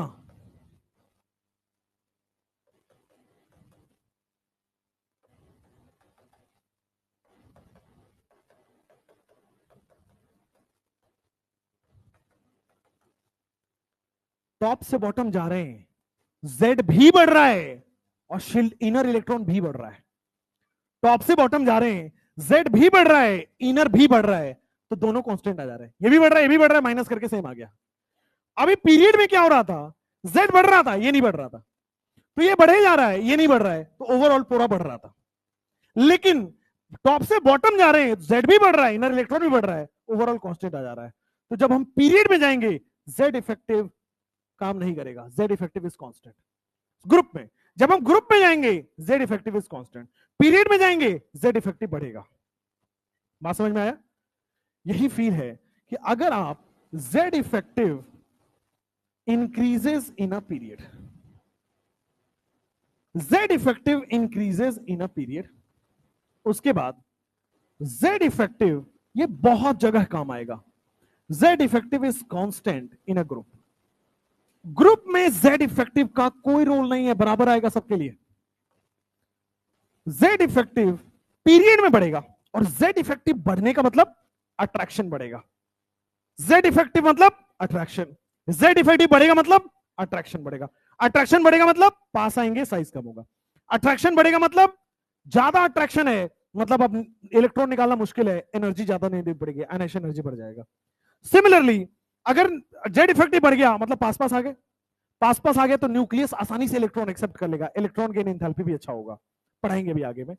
जेड इफेक्टिव पीरियड में तो बढ़ रहा है, ग्रुप में तो कांस्टेंट हो रहा है, इसी को कहते हैं trends of Z effective. Z effective का ट्रेंड, अगर कोई पूछे पीरियड में क्या होता है जेड इफेक्टिव, लेफ्ट से राइट जाने पे बढ़ता है। Z effective increases in a period L to R, left to right, ठीक है, bottom top to bottom in a group. हुआ क्लियर? No doubt? लिख लो फटाफट से। हाँ, सेकंड से थर्ड में जाते हैं तो जेड इफेक्टिव बढ़ेगा। एक सेकंड रुकिए, क्या ये सेकंड पीरियड है? क्या ये थर्ड पीरियड है? अगर आप फील वाला लगाएंगे आपको दिख रहा है कि कांस्टेंट है। अगर आप स्लेटर्स रूल लगाएंगे, बाकी लोग लिखो, अगर आप स्लेटर्स रूल लगाएंगे तो वहां पे वैल्यू बढ़ती हुई नजर आएगी, वो आपके सिलेबस में है ही नहीं। और अगर आप वो सोचेंगे, आधी क्वेश्चन आप गलत कर बैठेंगे। Please don't think. ग्रुप में कांस्टेंट होता है, होगा, राइट?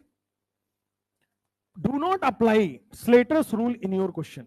आपके क्वेश्चन में बिना स्लेटर्स रूल का आता है, ठीक है? स्लेटर्स रूल अगर आपने अप्लाई किया तो गलत हो जाएगा, राइट? और एक्स्ट्रा पॉइंट्स मत रखो दिमाग में, आएगा ही नहीं, राइट? एक्स्ट्रा पॉइंट्स रखने की जरूरत नहीं है।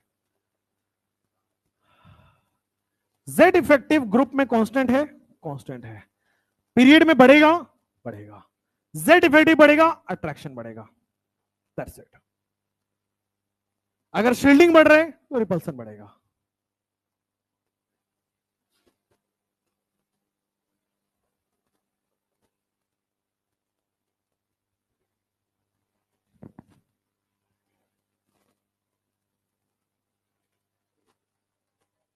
साढ़े 7 तक रेगुलर पढ़ लो,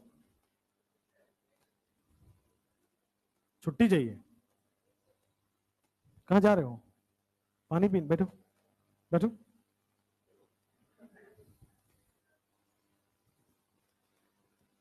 क्या तुम डिज्नीलैंड में आए हो क्या? पानी पीने प्यास लगा है। तपस्या है बेटा, पढ़ाई, तपस्या करिए, क्योंकि मेडिकल कॉलेज में जाना है एज ए डॉक्टर। लाइफ में सब करो, पढ़ाई के साथ खिलवाड़ नहीं। हर मस्ती इंपॉर्टेंट है, मतलब वो सड़ के पढ़ोगे ना, इंप्रूवमेंट नहीं होगा। खुश खुश रह के पढ़ोगे, इंप्रूवमेंट मिलेगा आपको। बट ऐसा मस्त मौला होना जरूरी है यार, क्या? बट इंपॉर्टेंट है, मेडिकल कॉलेज में जाना है as a doctor. Kabir Singh देखिए आपने? कबीर सिंह देखिए, अच्छा लगा आप लोगों को? लड़कियों को अच्छा लगा था कबीर सिंह? नहीं लगा था? क्यों भाई, ऐसा क्या बुराई था उसमें? उसमें एक सीन गलत था, उसने कियारा आडवाणी को जो थप्पड़ मारा था, दैट इज रॉन्ग। अच्छा किया था, दैट इज रॉन्ग। देखो, कुछ चीजें मोरली गलत है, वो है ही गलत, ठीक है, बट ओवरऑल द मूवी का थीम तो अच्छा था ना यार, एंटरटेन हुए ना मूवी से आप। अब मूवी से आप क्यों उम्मीद करते हो कि मोरल ऑफ द स्टोरी मिलेगा, कुछ अच्छा मिलेगा? मेरी एक आध दिन पहले किसी से बहस हो गई इसी बात पे कि कबीर सिंह अच्छा नहीं है। ऐसे कैसे यार, ऐसे कैसे लड़कों के बारे में ऐसे कैसे बोल सकते हैं? क्यों? आप सोचो कितना फाइट किया वो एक लड़की के पीछे, राइट? अच्छी चीज है, लेकिन after going to medical college as a doctor, ऐसे अगर आप करो कि मैं दिन में तो ऑटो भी चला लेता हूं, शाम में मैं ठेला भी लगा लेता हूं, फिर मैं कबीर सिंह बनूंगा, तो नहीं होगा। But if you are going to medical college as a doctor, then it is, तो फिर अब मेरा डायलॉग याद रखना, सरकारी मेडिकल सीट में इतना पावर है।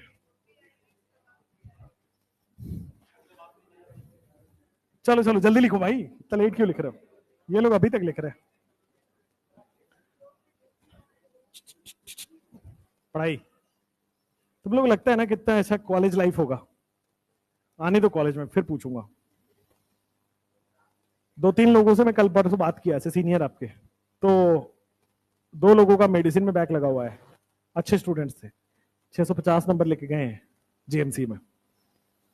तो एक का मेडिकल उसमें है, राजस्थान में जोधपुर में कॉलेज है जीएमसी, और एक उधर है साउथ में। तो दोनों का मेडिसिन में लगा हुआ है, बैक लगा है। 650 नंबर लाने वाला, सोचो अच्छा स्टूडेंट रहा होगा ना, पास नहीं हो पा रहे वहां पे। अब उनको 6 महीने का सेमेस्टर और लगेगा टू गेट इनटू, और ऐसा नहीं वो मस्ती कर रहा है उधर जाके, पढ़ रहा है। पढ़ने के बाद भी ये हालत है। तो जब आप मेडिकल कॉलेज में पढ़ोगे तो हमारी याद बहुत आएगी, खासकर मेरी। कितना प्यारा मास्टर था, आता था प्यार से पढ़ा देता था, कॉन्सेप्ट को हल्का कर देता था।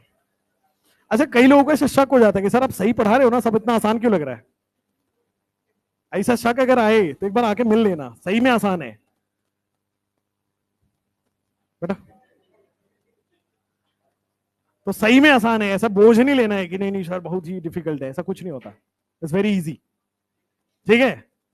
चलो, ब्रेक यही था, यही ब्रेक था।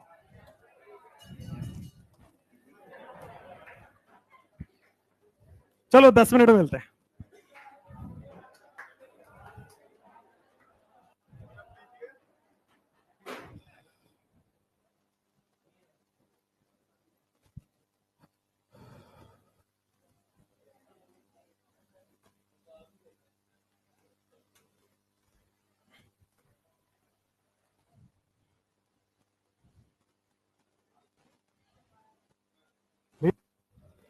गर्म पानी आना। आओ बैठो सर। अरे गला पकड़ के ले रहा हूँ पहली बार।